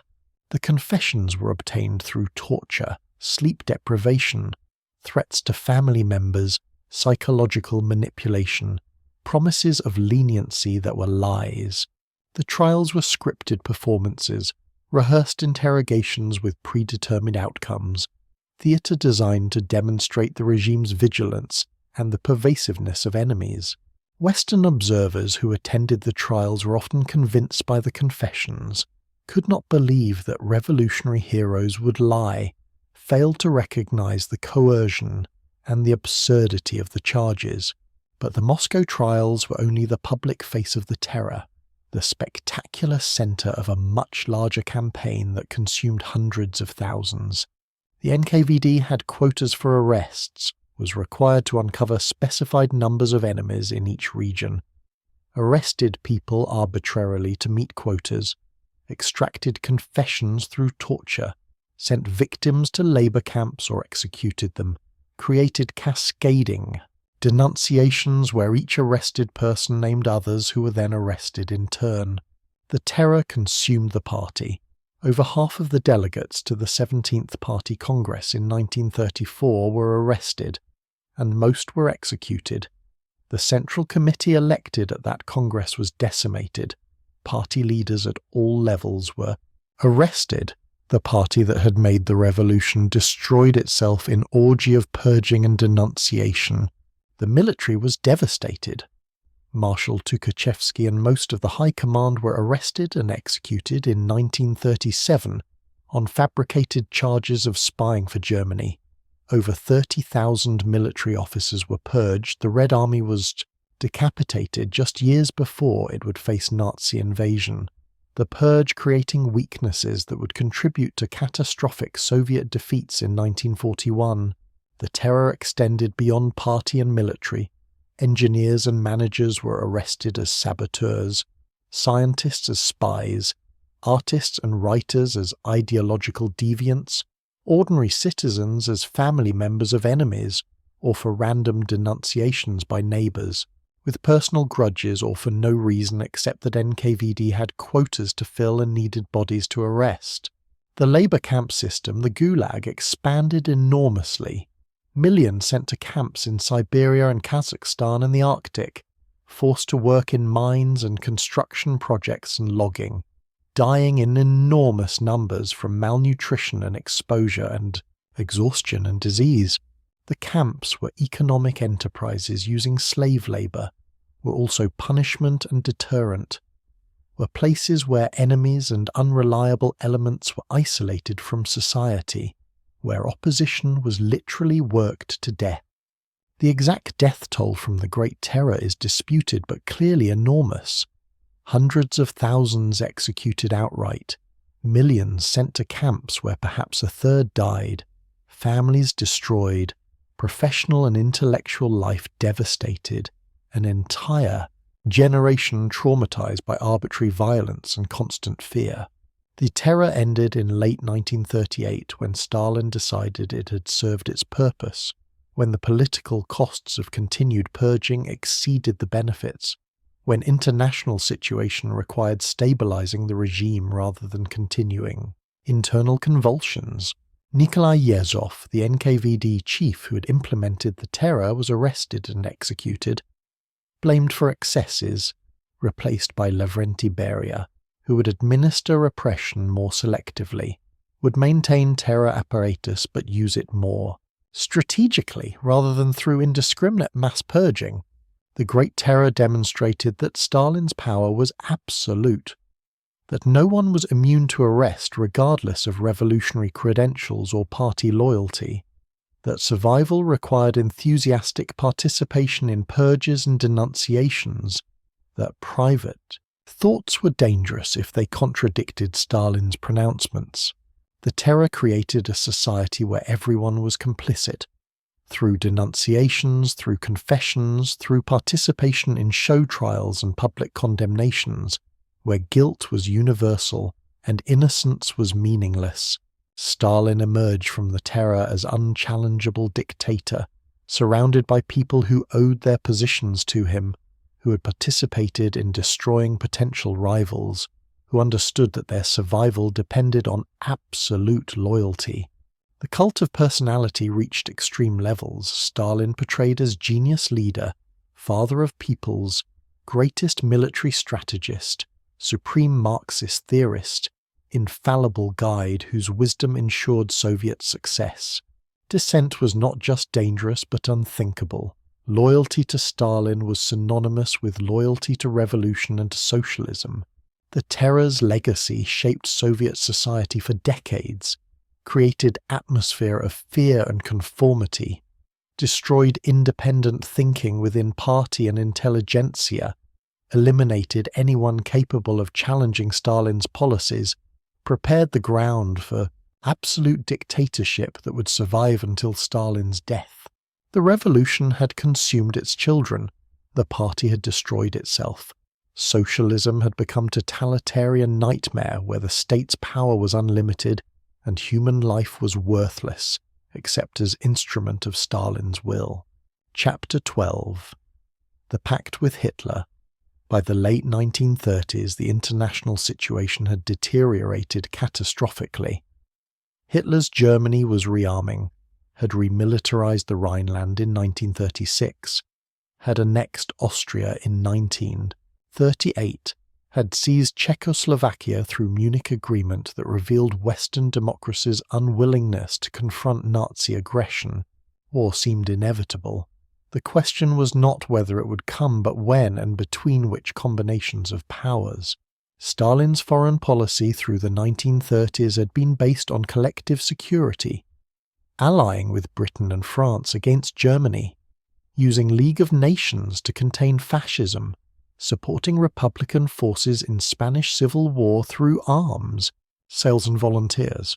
But by 1939, Stalin concluded that Western democracies would not fight Hitler, would attempt to direct German expansion eastward against the Soviet Union, would stand aside while Germany and Soviet Union destroyed each other. The Munich Agreement of September 1938, when Britain and France forced Czechoslovakia to cede territory to Germany without Soviet participation in negotiations, convinced Stalin that Western powers were not reliable partners, that collective security had failed, that Soviet Union needed alternative strategy to avoid isolation against Germany. The alternative was rapprochement with Hitler, was purchasing time through agreement with Germany, was dividing Eastern Europe into spheres of influence and delaying war that Soviet Union was not prepared to fight. Negotiations with Germany began secretly in spring 1939, conducted through diplomatic channels while public Soviet policy still emphasized collective security and opposition to fascism. The hypocrisy was extreme. Communist parties worldwide were instructed to oppose fascism and to support collective security, while Soviet government was secretly negotiating partnership with Nazi Germany, was preparing to divide Poland with Hitler, was abandoning anti-fascism for temporary strategic advantage. The Nazi-Soviet Non-Aggression Pact was signed on August 23, 1939, by Foreign Ministers Molotov and Ribbentrop, stunned the world by allying ideological enemies, by associating communism with fascism, by demonstrating that Stalin's rhetoric about fighting fascism was propaganda that could be discarded when expedient. The public treaty promised neutrality if either power was attacked, committed both to avoid military conflict, established trade agreements for raw materials and technology. The secret protocol, not acknowledged officially until decades later but suspected immediately, divided Eastern Europe into German and Soviet spheres of influence, assigned Western Poland to Germany and Eastern Poland to Soviet Union, gave Baltic states and Finland and parts of Romania to Soviet sphere, prepared for partition of Poland and Soviet absorption of territories lost in World War I and Russian Civil War. 9 days after signing the pact, Germany invaded Poland on September 1, 1939, beginning World War II. Britain and France declared war on Germany, honouring commitments to defend Poland, though they did nothing to actually prevent Poland's conquest. On September 17th, Soviet forces invaded Poland from the east, occupied territories assigned to Soviet sphere, collaborated with Germany in destroying Polish state, divided Poland between two totalitarian powers, demonstrated that Nazi-Soviet pact was not just neutrality agreement but active partnership. The coordination between Nazi Germany and Soviet Union was extensive. Joint military parades in occupied Polish cities, agreements on population transfers, NKVD and Gestapo cooperation in suppressing Polish resistance, negotiations over precise borders to ensure territorial division satisfied both powers. The collaboration between totalitarian enemies demonstrated that ideological opposition meant less than strategic calculations, that Stalin valued territory and time more than anti-fascist principles. Soviet occupation of eastern Poland included mass arrests and deportations, hundreds of thousands of Poles sent to Gulag labor camps, Polish officers and intellectuals targeted for elimination. The Katyn massacre in spring 1940, when NKVD executed over 20,000 Polish officers, intelligentsia and officials, buried them in mass graves, denied responsibility and blamed Germans for the crime. The massacre was deliberate Soviet policy to decapitate Polish society, to eliminate anyone who could lead resistance, to ensure Soviet control could not be challenged. Following Poland's partition, Soviet Union moved to secure other territories assigned by secret protocol, forced Baltic states to accept Soviet military bases in fall 1939, then occupied and annexed Estonia, Latvia and Lithuania in summer 1940, absorbing 3 independent nations into Soviet Union, deporting political elites and implementing Sovietization, destroying independence that had existed since World War I. Finland refused Soviet demands for territorial concessions, resisted Soviet pressure, resulting in winter war from November 1939 to March 1940, when Soviet Union invaded Finland, expected quick victory, encountered fierce resistance, suffered heavy casualties, demonstrated Red Army's weaknesses from the purges, eventually won territorial concessions but at enormous cost and humiliation that revealed Soviet military unpreparedness. The Nazi-Soviet Pact's final act came in June 1940, when Soviet Union occupied Bessarabia and northern Bukovina from Romania, completing territorial expansion assigned by the secret protocol, pushing Soviet borders westward, recovering territories lost after World War I, creating buffer zone against future German attack. But the partnership was temporary, based on mutual cynicism rather than genuine alignment, destined to collapse when Hitler decided Soviet Union should be next target, when Germany completed Western conquests and turned east, when Nazi ideology's core commitment to destroying Bolshevism reasserted itself. Stalin understood the pact was temporary but miscalculated timing, believed he had purchased several years of peace, underestimated Hitler's willingness to fight two-front war, failed to prepare adequately for invasion that would come in June 1941. The pact's legacy was catastrophic for Soviet international credibility. Communist parties worldwide were humiliated by the alliance with fascism, had to reverse their anti-fascist positions overnight, lost members and support, were exposed as instruments of Soviet foreign policy rather than independent movements. The moral authority that Soviet Union had gained from opposing fascism in Spain and from supporting collective security was destroyed. Communism was associated with Stalinism and totalitarianism and collaboration with Nazis. Progressive intellectuals who had defended Soviet Union were disillusioned and alienated. But from Stalin's perspective, the pact was successful. Purchased 2 years of peace, allowed time for industrial production and military preparations, recovered territories lost in previous conflicts, divided Poland with Germany and eliminated Polish state, demonstrated Soviet power by forcing Baltic states into submission. The human costs, millions deported or imprisoned or killed in annexed territories, collaboration with Nazism that facilitated Hitler's conquests, moral degradation of communist movement, were irrelevant compared to strategic gains. The pact period from August 1939 to June 1941 was prelude to catastrophe, was calm before the storm, was time when Stalin believed he had outmaneuvered Hitler but was actually preparing Soviet Union for worst military disaster in its history. The invasion would come, the partnership would collapse, millions would die, the Soviet Union would face annihilation, and Stalin's leadership would be tested as never before. Chapter 13. Operation Barbarossa. On June 22, 1941, at 3:15 in the morning, German forces launched Operation Barbarossa, the largest military invasion in history. Over 3 million German soldiers supported by hundreds of thousands of Romanian, Hungarian, Italian and Finnish troops, thousands of tanks and aircraft, advancing across a front stretching from the Baltic Sea to the Black Sea, striking Soviet positions with overwhelming force and complete surprise. Stalin had ignored warnings.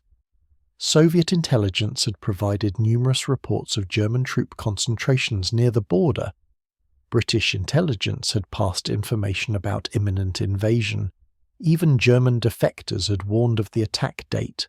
But Stalin dismissed all warnings as provocations, as British attempts to drag Soviet Union into war with Germany, as disinformation designed to trick him into mobilizing forces that would provoke Hitler into attacking. His reasoning was partially correct. Hitler had already decided to invade, was not deterred by Soviet mobilization or lack thereof.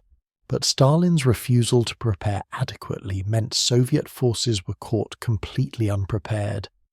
Aircraft destroyed on the ground, ammunition depots overrun before they could be distributed, forward units annihilated before they understood they were under attack, communication systems destroyed, command structure paralyzed by confusion, and the purge's earlier destruction of experienced officers. The initial German advance was catastrophic for Soviet forces. Entire armies encircled and destroyed, hundreds of thousands of soldiers captured, vast territories occupied within days, German forces advancing dozens of miles daily, seeming unstoppable, creating impression that Soviet Union would collapse as France had collapsed the previous year, that Barbarossa would be over in weeks. Stalin's initial response to the invasion was paralysis, near breakdown, withdrawal from public view for several days. He had miscalculated disastrously, had believed he had time, had thought the pact would hold longer, was confronted with military catastrophe that threatened everything he had built. He disappeared to his dacha, refused to answer phone calls, seemed unable to function, leaving the government and military without direction at the moment when leadership was most needed.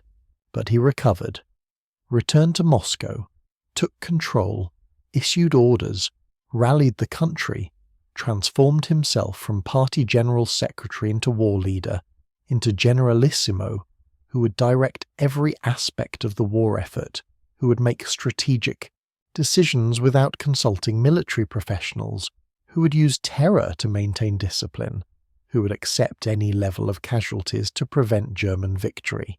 His radio address on July 3, 1941, his first public statement after the invasion, began with "Comrades, citizens, brothers and sisters."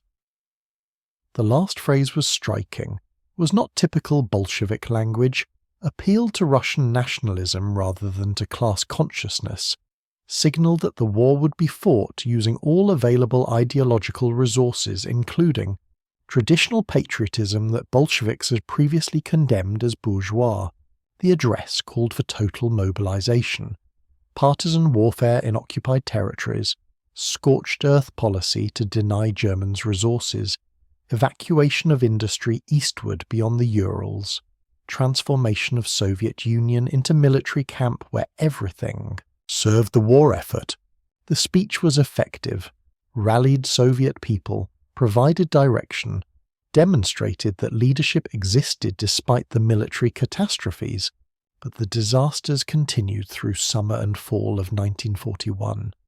Minsk fell, Smolensk fell, Kiev encircled with over 600,000 Soviet soldiers captured, Leningrad besieged, German forces approaching Moscow by October, the capital threatened, government preparing to evacuate.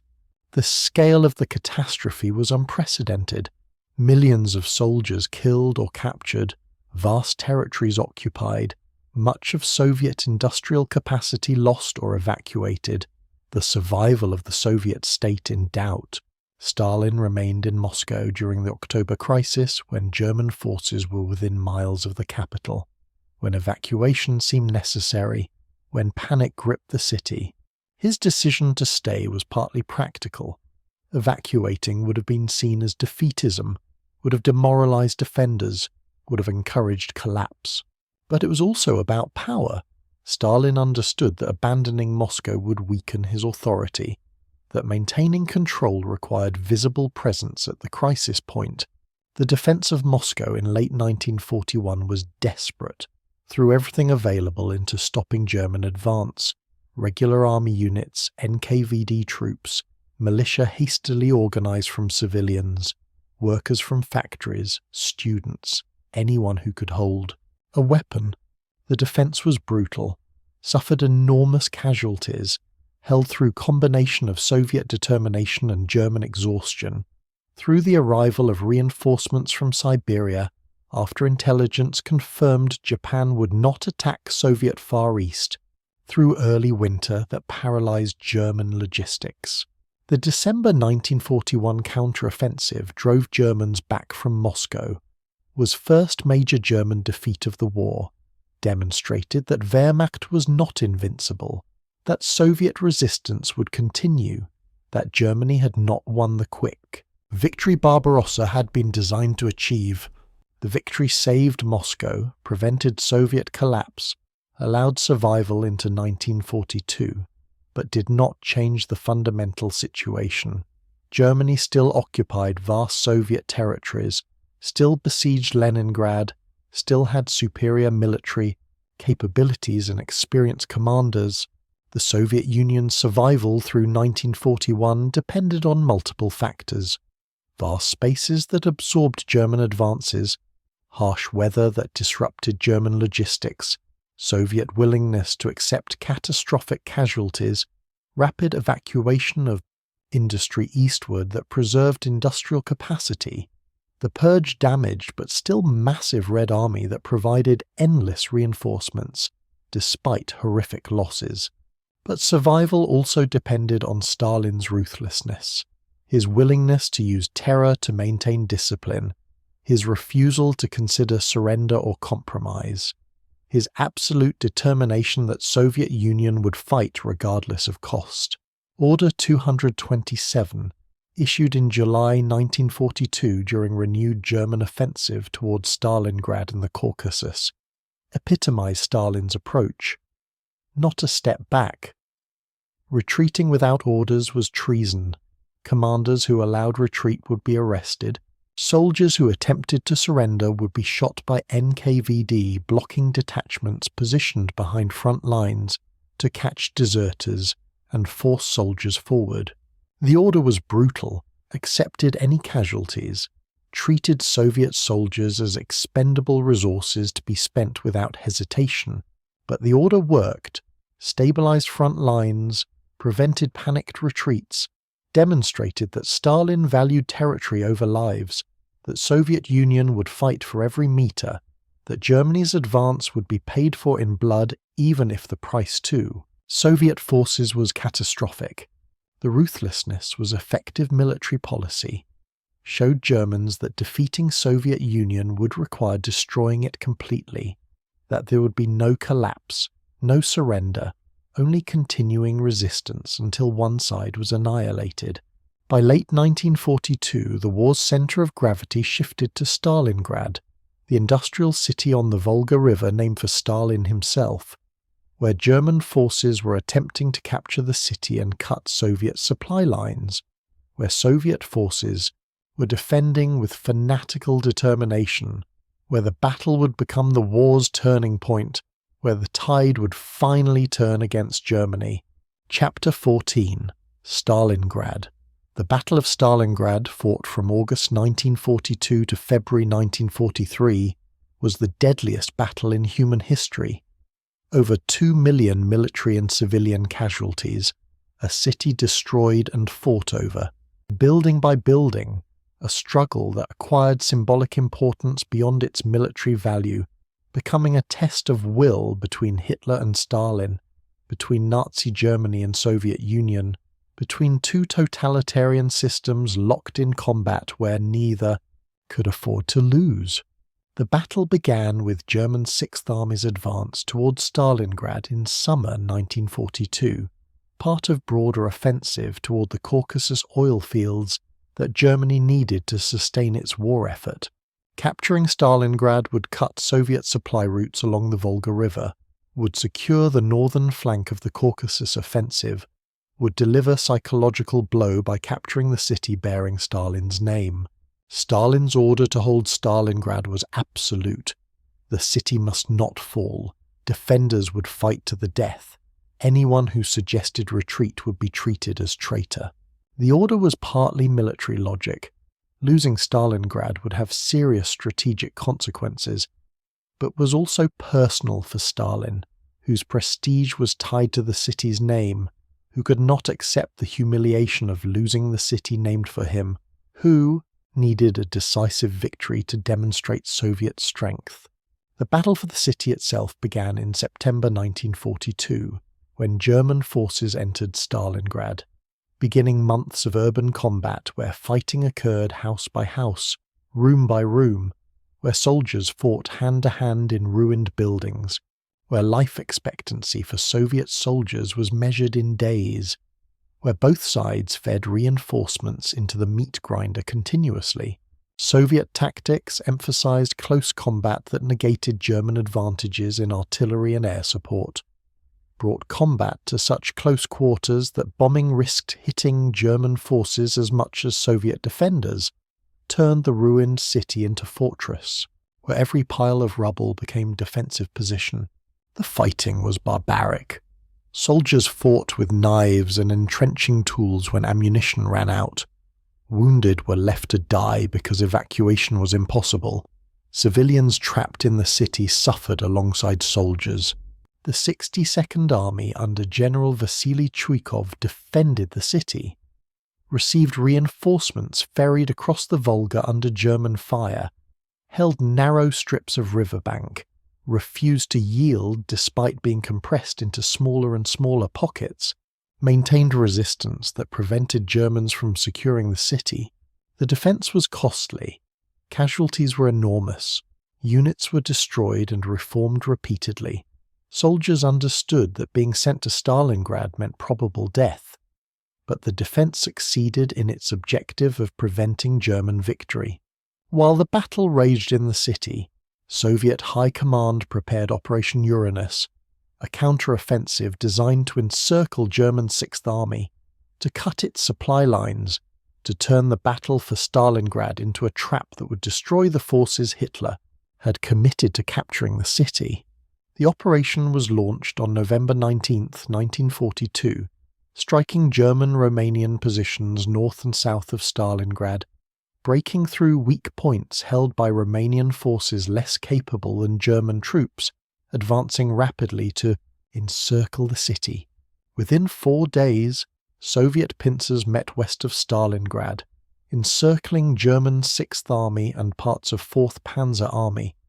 Over 250,000 German and Romanian soldiers trapped without adequate supplies, dependent on air resupply that proved insufficient, facing winter without proper equipment, cut off from relief forces attempting to break through the Soviet encirclement. Hitler ordered Sixth Army to hold Stalingrad, forbade breakout attempts, promised relief would arrive, insisted that the city must not be abandoned.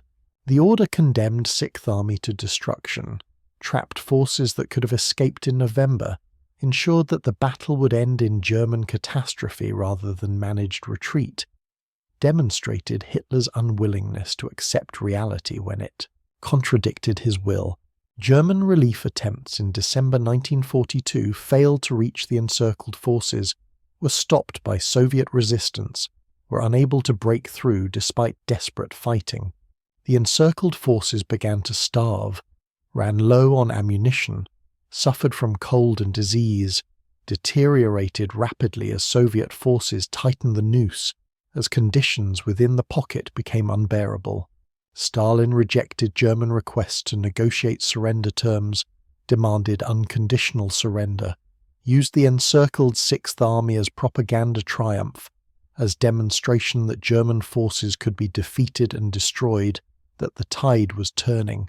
Soviet propaganda emphasized the battle's symbolic importance, portrayed Stalingrad as the moment when Soviet Union began its march toward Berlin, when German defeat became inevitable.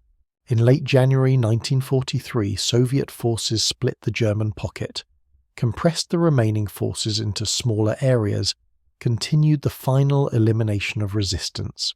On January 31st, Field Marshal Paulus, commander of Sixth Army, surrendered along with the southern pocket. The northern pocket held out until February 2nd, then also surrendered. Over 90,000 German soldiers went into Soviet captivity. Most would not survive, died in forced marches to prison camps, from starvation and disease and exposure, from the brutal conditions that awaited prisoners of war in Soviet hands. The Battle of Stalingrad was turning point, demonstrated that German military could be defeated decisively, that Soviet Union would survive and would eventually win the war, that Nazi Germany's eastern conquests would be reversed.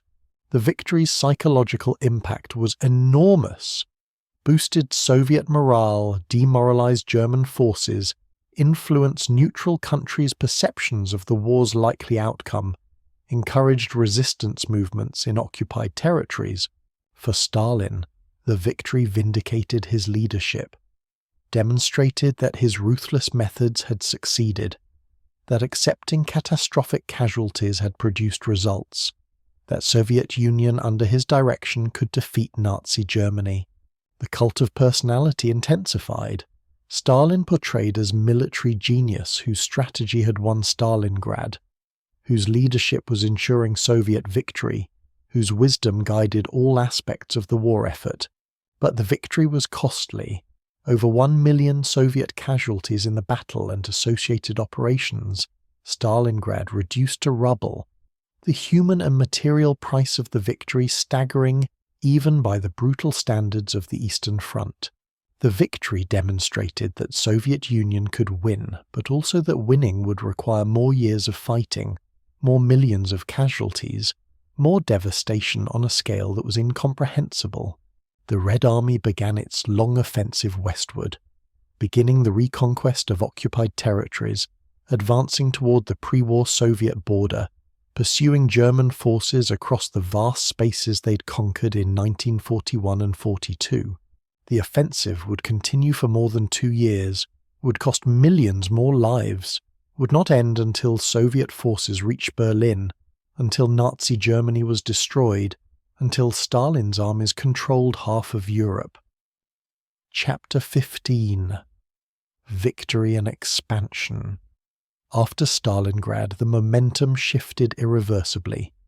The Red Army advanced westward, reconquering occupied Soviet territory, pushing German forces back, inflicting defeats that Germany could not replace, grinding down Wehrmacht through attrition that the Soviet Union could sustain but Germany could not.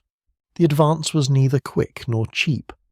German forces fought stubbornly, contested every kilometre, inflicted heavy casualties even while retreating, maintained discipline and effectiveness despite strategic defeat. The Battle of Kursk in July 1943 was Germany's last major offensive on the Eastern Front, an attempt to regain initiative through attacking Soviet forces concentrated around the Kursk salient, using massed armour to break through Soviet defences to encircle and destroy Soviet armies to prove that Wehrmacht could still win decisive victories.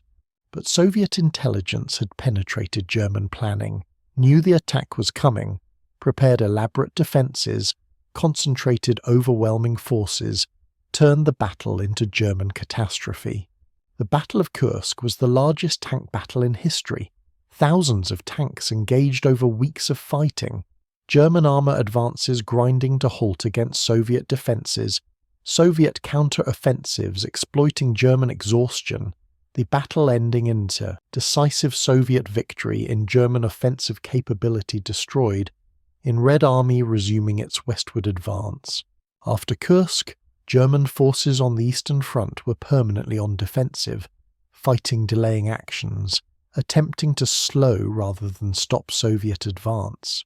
Through late 1943 and 1944, Soviet forces reconquered Ukraine, lifted the Leningrad siege that had lasted over 800 days, and killed over 1 million civilians through starvation and bombardment, pushed into Poland and Romania and the Baltic states, approached the pre-war borders, began liberating territories that Germany had occupied since 1941. Stalin's wartime leadership was characterized by personal involvement in military decisions, interference in operational planning, insistence on approving major operations, use of terror to maintain discipline, willingness to sacrifice any number of lives to achieve objectives. He met regularly with military commanders, studied maps and situation reports, issued directives that generals had to follow regardless of professional military judgment, exercised dictatorship over military as over all other aspects of Soviet life. His relationship with military commanders was complex. He relied on professionals like Zhukov, Rokossovsky, Konev, and Vasilevsky, who actually planned and executed operations. But he also maintained absolute authority, dismissed or arrested commanders who failed or who contradicted his views, rewarded success but punished failure ruthlessly. The purge's destruction of officer corps meant that military leadership was often inadequate, but survivors learned to manage Stalin, to present plans in ways he would accept, to achieve objectives while working around his interference. The wartime conferences, Tehran in November 1943, Yalta in February 1945, Potsdam in July, August 1945, brought Stalin together with Churchill and Roosevelt, later Truman, to coordinate Allied strategy, to plan post-war arrangements to divide spheres of influence. Stalin was effective diplomat at these conferences, achieved most of his objectives, secured Allied recognition of Soviet predominance in Eastern Europe, obtained territorial concessions and reparations, positioned Soviet Union as one of the great powers that would shape post-war world. At Tehran, Stalin secured Allied commitment to opening Second Front in France, relieving pressure on Soviet forces by forcing Germany to fight on multiple fronts. At Yalta, with Soviet forces already occupying much of Eastern Europe, Stalin obtained Western acceptance of Soviet sphere of influence, of friendly governments in Poland and Romania and Bulgaria, of borders that incorporated Baltic states and Eastern Poland into Soviet Union, of arrangements that legitimized Soviet expansion westward. The conferences revealed Stalin as shrewd negotiator, someone who understood power dynamics, who used Soviet military success to extract concessions, who was willing to make tactical compromises while maintaining strategic goals, who played Churchill and Roosevelt against each other, exploiting Western fears of Soviet separate peace with Germany or of Soviet post-war intentions. The agreements reached at these conferences would shape the Cold War, would create the division of Europe, would establish the spheres of influence that lasted for decades. The final Soviet offensive began in January 1945 with massive attack from the Vistula River toward Berlin, overwhelming remaining German defences, advancing hundreds of kilometres within weeks, reaching German territory, beginning the assault on Germany itself.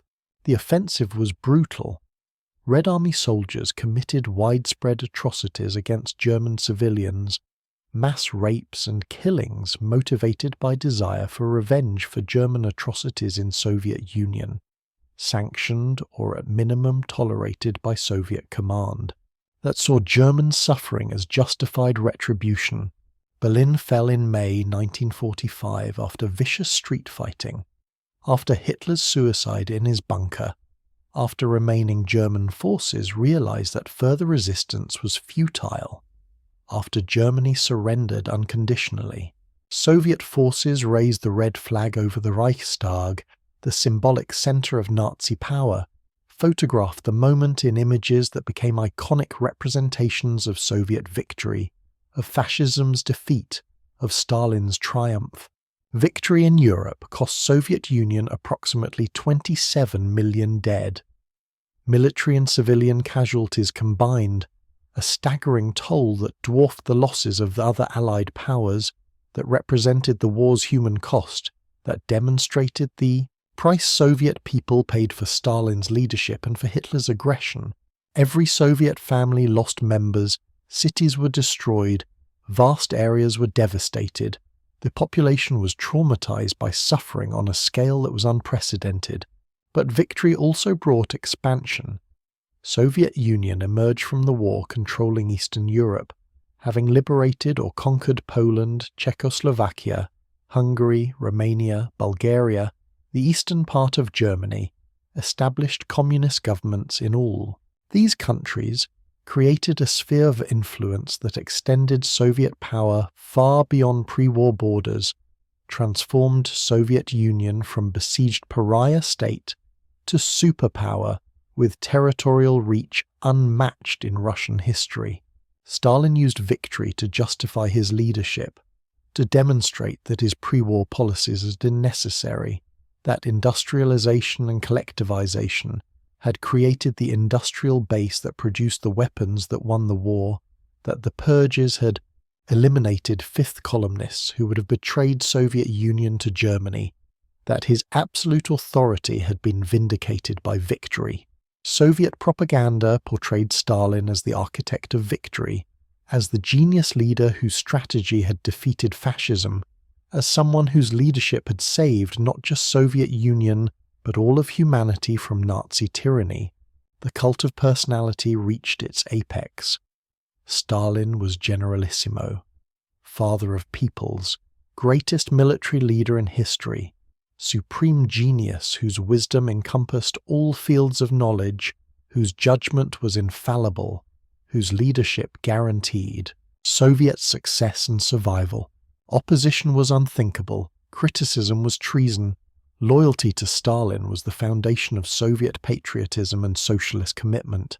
The war's end meant transition from military struggle to post-war reconstruction, from fighting Germany to competing with former allies for global influence, from survival to expansion of Soviet power and communist ideology worldwide. Stalin, now in his mid-60s, faced the tasks of rebuilding a devastated country, consolidating control over Eastern Europe, confronting the Western powers in what would become the Cold War, maintaining dictatorial power while dealing with a population that had suffered enormously, but that had also gained confidence from victory and that might expect reforms or relaxation of Stalinist terror. Chapter 16. The final years. Victory in 1945 did not bring relaxation or reform, didn't mean that Stalinist terror would ease, or that Soviet people who had sacrificed so much would receive rewards.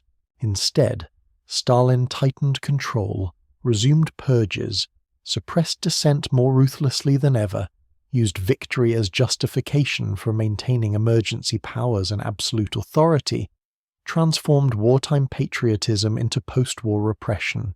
Soviet soldiers returning from Europe, having seen living standards in Germany and other occupied countries, having witnessed that even defeated enemies lived better than Soviet victors, having expected that victory would bring better conditions, were instead arrested by thousands for anti-Soviet attitudes, sent to gulag camps for speaking too favorably about the West, or for criticizing Soviet conditions, punished for contamination by foreign exposure. Prisoners of war who survived German captivity returned to Soviet Union only to be sent to gulag camps, treated as traitors for having surrendered, regarded as security risks for having lived under enemy control, subjected to interrogations and imprisonment that meant liberation from German camps was followed by Soviet camps. That survival of German captivity did not mean freedom, but only transfer to different form of imprisonment. Entire populations were punished for alleged collaboration. Crimean Tatars, Chechens, Ingush, Balkars, other ethnic groups deported en masse from their homelands to Central Asia and Siberia, accused of collective treason, loaded into freight trains, and transported thousands of miles, deposited in remote areas without adequate shelter or food, suffering mass mortality from the deportations and from conditions in exile. The terror resumed within the party and intelligentsia. The Leningrad affair in 1949 destroyed the Leningrad Party organization, led to arrests and executions of leaders accused of forming anti-party group, demonstrated that wartime service and revolutionary credentials provided no protection. The Doctors' Plot in 1952 accused Jewish doctors of plotting to assassinate Soviet leaders, created atmosphere of anti-Semitic hysteria, was clearly preparation for a broader purge that was interrupted only by Stalin's death. Stalin's paranoia intensified with age. His suspicion of everyone around him deepened. His isolation from reality increased as subordinates learned to tell him only what he wanted to hear, to avoid reporting problems or bad news, to compete for his favor through flattery and by denouncing rivals. The system created around him made rational decision-making impossible, subordinated all Soviet policy to Stalin's whims and suspicions, ensured that the entire country was hostage to an aging dictator's deteriorating mental state. His personal life was isolated, lonely, characterized by suspicion of even family members. His son Yakov died in German captivity during the war, possibly suicide, possibly killed, after Stalin refused German offers to exchange him, declared that there were no Soviet prisoners of war, only traitors. His son Vasily was an alcoholic Air Force officer whose career was based on his father's name rather than on any merit. His daughter Svetlana was kept isolated, her romantic relationships interfered with, her life controlled by security concerns and by Stalin's possessiveness. His closest associates, Molotov, Beria, Malenkov, Khrushchev, competed for his favor, lived in constant fear of his suspicions, participated in denouncing each other, knew that their positions depended entirely on Stalin's mood, and that any of them could be arrested and executed at any moment. Even Molotov, Stalin's most loyal subordinate, saw his wife arrested and sent to camp, while he continued serving Stalin loyally, too afraid to object or to defend her. Stalin's routine in his final years was nocturnal. He worked late into the night, held dinners with subordinates that lasted until early morning, forced aging party leaders to stay up with him watching movies and drinking despite their exhaustion, maintained control through unpredictability and by keeping everyone off balance and fearful. His dachas near Moscow were heavily guarded, isolated, equipped with security systems and staff who watched his every move, created prison-like environment where the dictator lived alone except for guards and servants, where power meant isolation, where security meant imprisonment by the system he had created to protect himself. The international situation had shifted dramatically. Wartime alliance with Britain and America had collapsed into Cold War. Competition for influence in Europe and Asia. Nuclear arms race after Soviet Union developed atomic bomb in 1949. The Korean War from 1950 to 53, where Soviet-backed North Korea fought American-backed South Korea. Constant tension that threatened world war between nuclear-armed superpowers. Stalin approved North Korea's invasion of South Korea, provided weapons and advisors, used the war to test American resolve and to extend communist influence, but also risked confrontation with the United States that could escalate to nuclear war. His foreign policy was aggressive, opportunistic, seeking to expand Soviet power wherever possible, supporting communist movements worldwide, positioning Soviet Union as leader of international communist movement, creating antagonism with the West that would define Cold War for decades. Eastern Europe was forcibly transformed into Soviet satellite states, communist governments imposed, opposition suppressed, economies integrated into Soviet system, Soviet military forces stationed to ensure compliance, show trials eliminating local communist leaders suspected of insufficient loyalty to Moscow. The process created resentment that would eventually explode in uprisings in Hungary in 1956 and Czechoslovakia in 1968. But during Stalin's lifetime control was absolute. The satellite states were colonies in all but name. Domestically, the economy struggled with post-war reconstruction. Cities rebuilt, industrial production restored, agriculture recovering slowly from wartime devastation, and the continued burden of collectivization. The fourth five-year plan, focused on heavy industry and military production, continued to neglect consumer goods and living standards, maintained Stalin's priority of state power over popular welfare, showed that victory had not changed fundamental Soviet economic approach. The Soviet Union tested its first atomic bomb in August 1949, breaking American nuclear monopoly, demonstrating that Soviet science and industry could match Western achievements despite devastation from the war, beginning the nuclear arms race that would characterize the Cold War. Stalin personally directed the atomic project, understood that nuclear weapons were essential to Soviet security and international status, devoted enormous resources despite domestic poverty to achieving nuclear capability. But by early 1950s, Stalin was visibly aging. He was in his early 70s, His health was declining. He suffered from arteriosclerosis and high blood pressure. He was increasingly isolated and paranoid. His grip on daily governance was weakening, even though his authority remained absolute. Subordinates maneuvered for position in the eventual succession, formed factions, prepared for the struggle that would follow his death, understood that the Soviet system depended entirely on Stalin, and that his death would create crisis.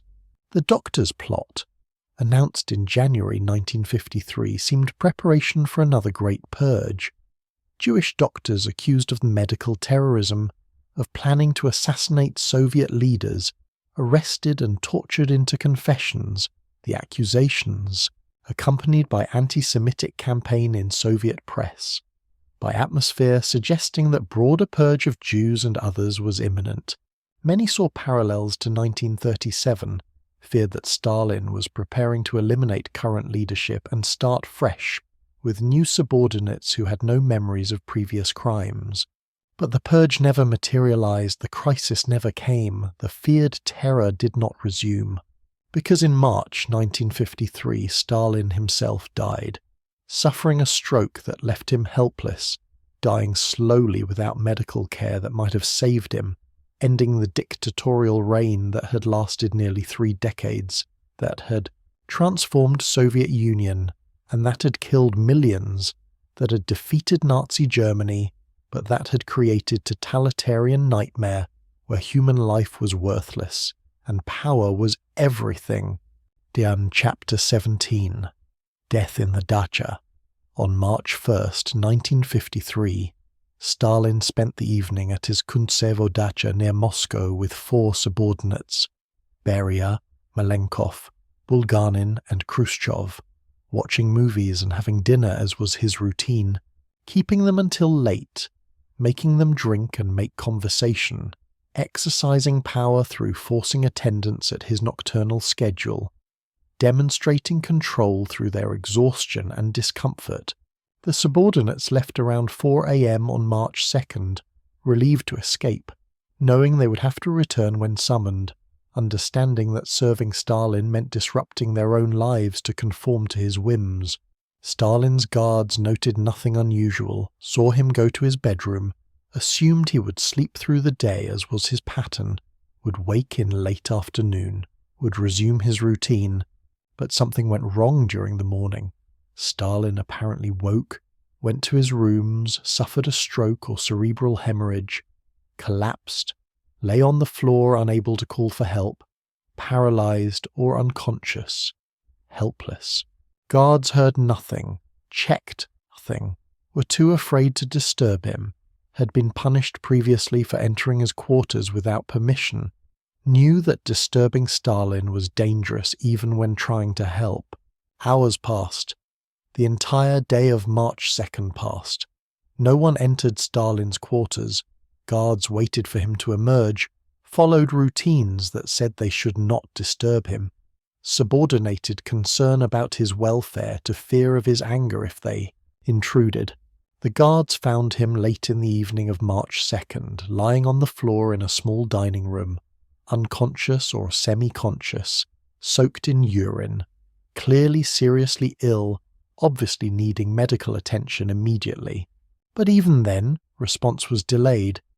Guards called Malenkov and Beria, informed them Stalin was ill, were told not to disturb him, were instructed to wait, received orders that reflected subordinates' fear of seeming to act against Stalin, of seeming to presume he was incapacitated, of taking actions that Stalin might later punish if he recovered.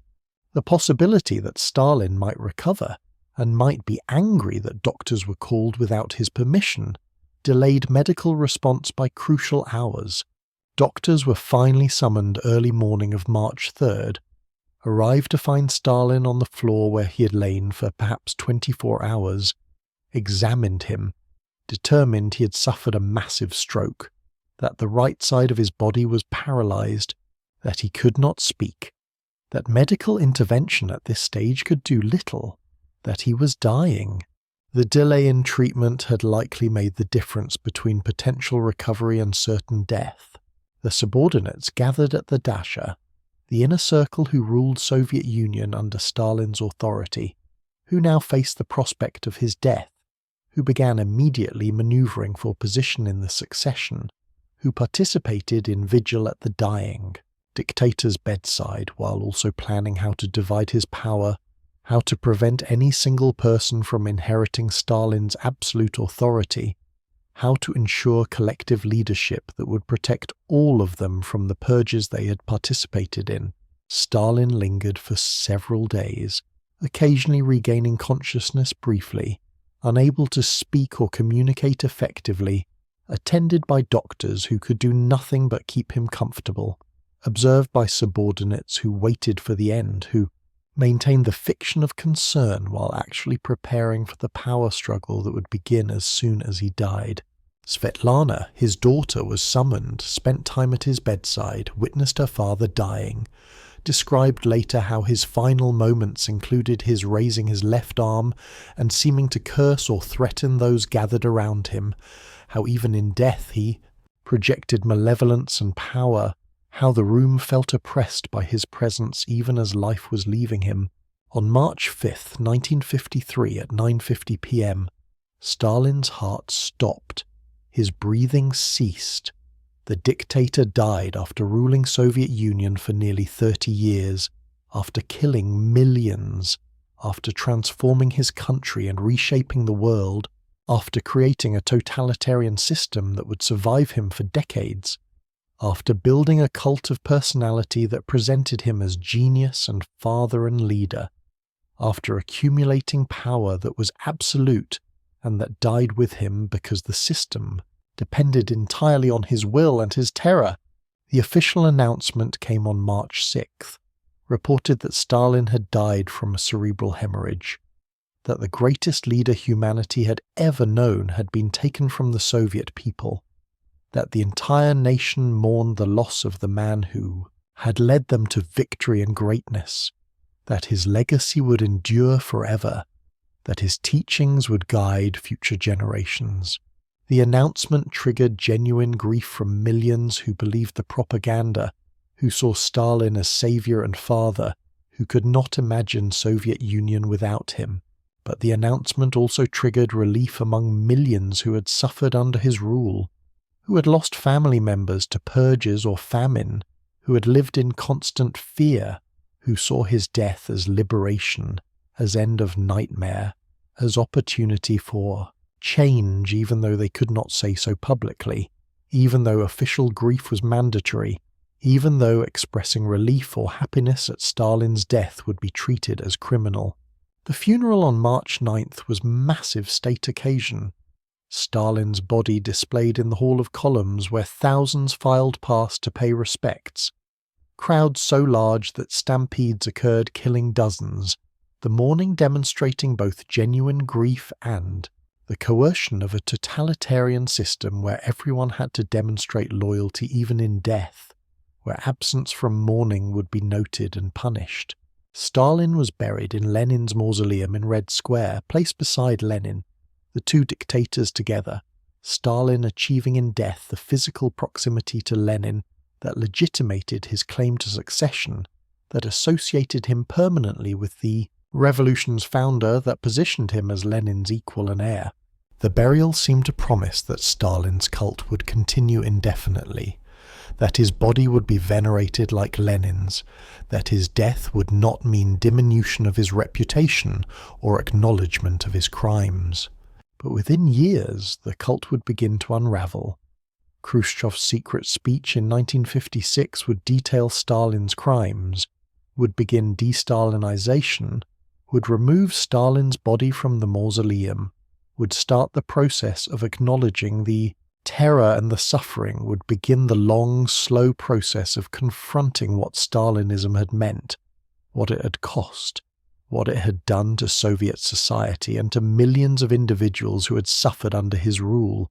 The death of Joseph Stalin closed a chapter in Soviet history but did not end his influence, did not erase the system he had built, did not eliminate the legacy of terror and transformation that characterized his nearly 3 decades of absolute power.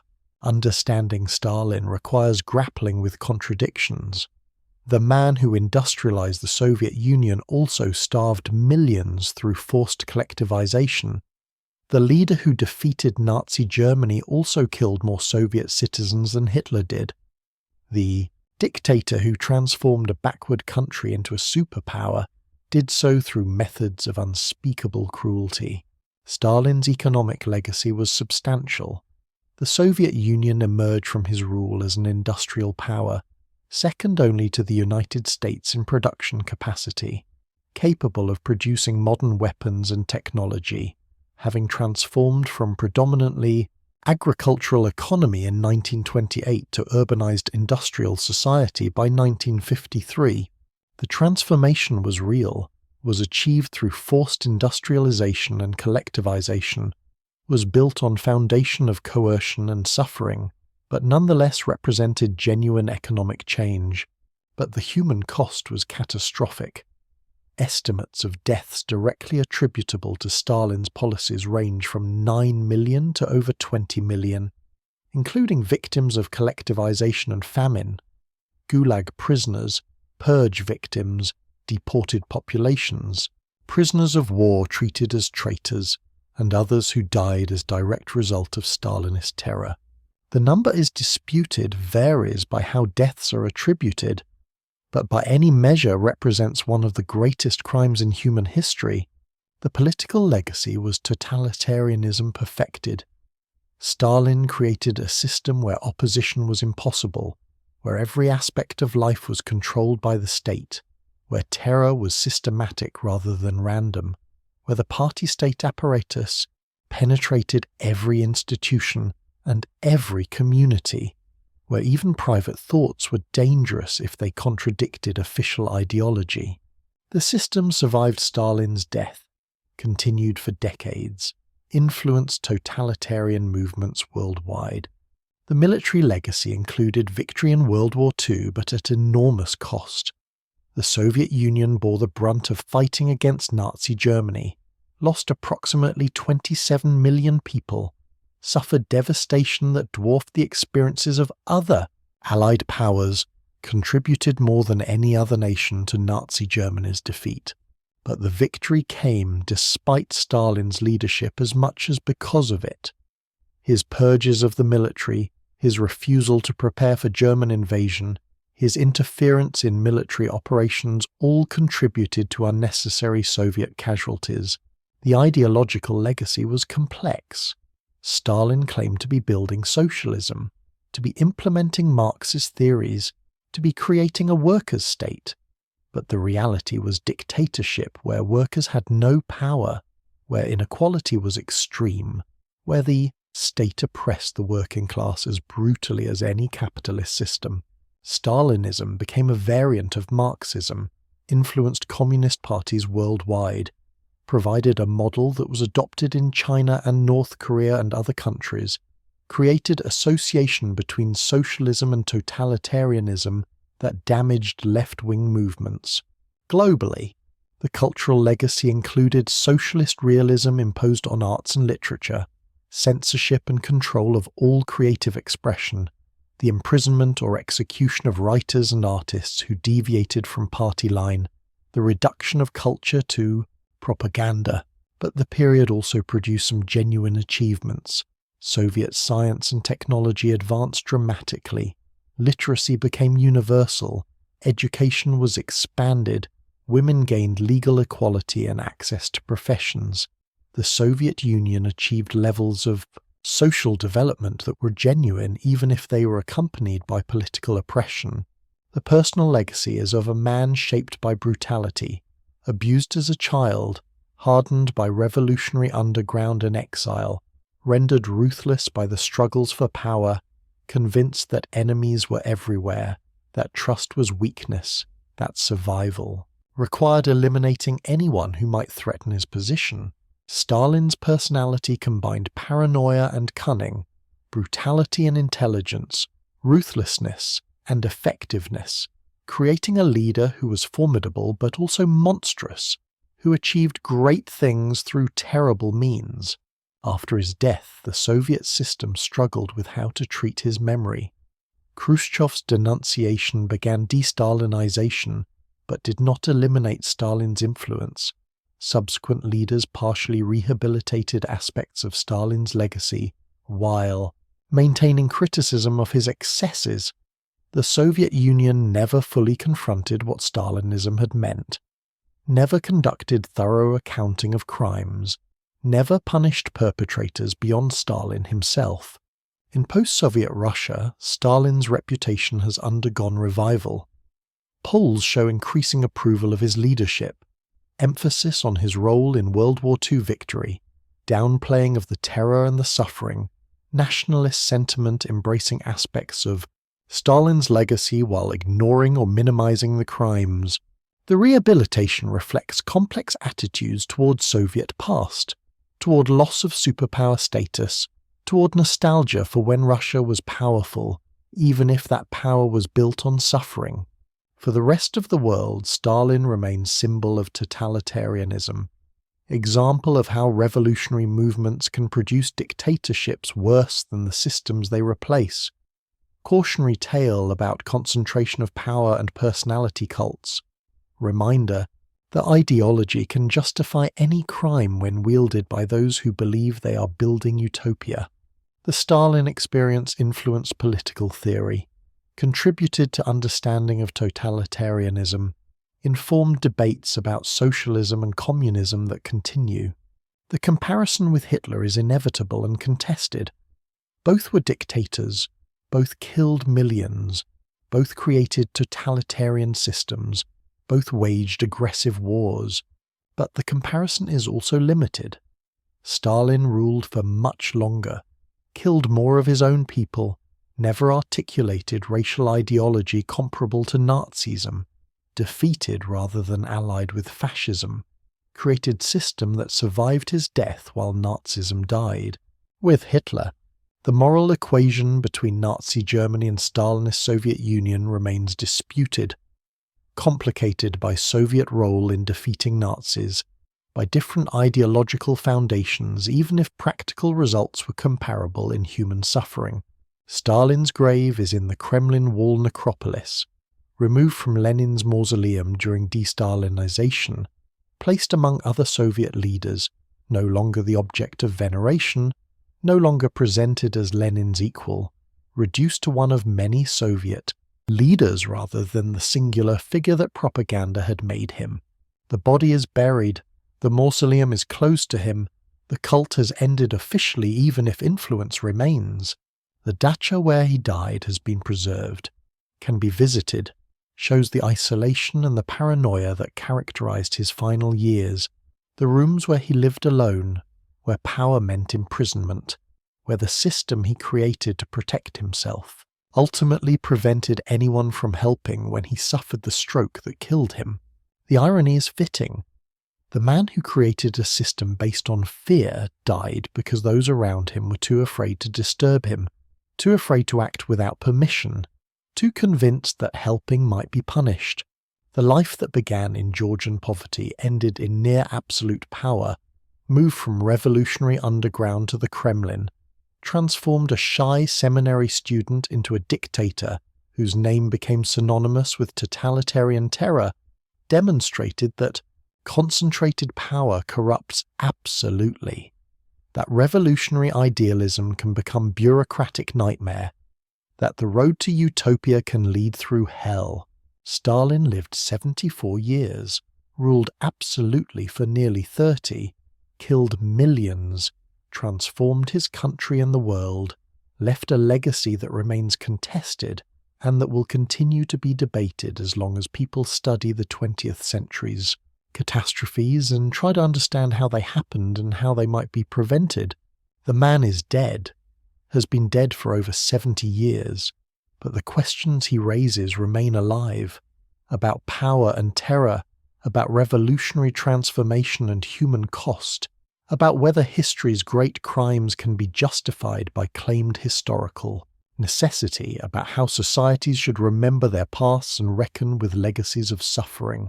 Stalin's life and death provide no easy answers, offer no simple moral lessons, only the complicated, terrible history of what one man did with absolute power and what that power cost the millions who lived and died under his rule.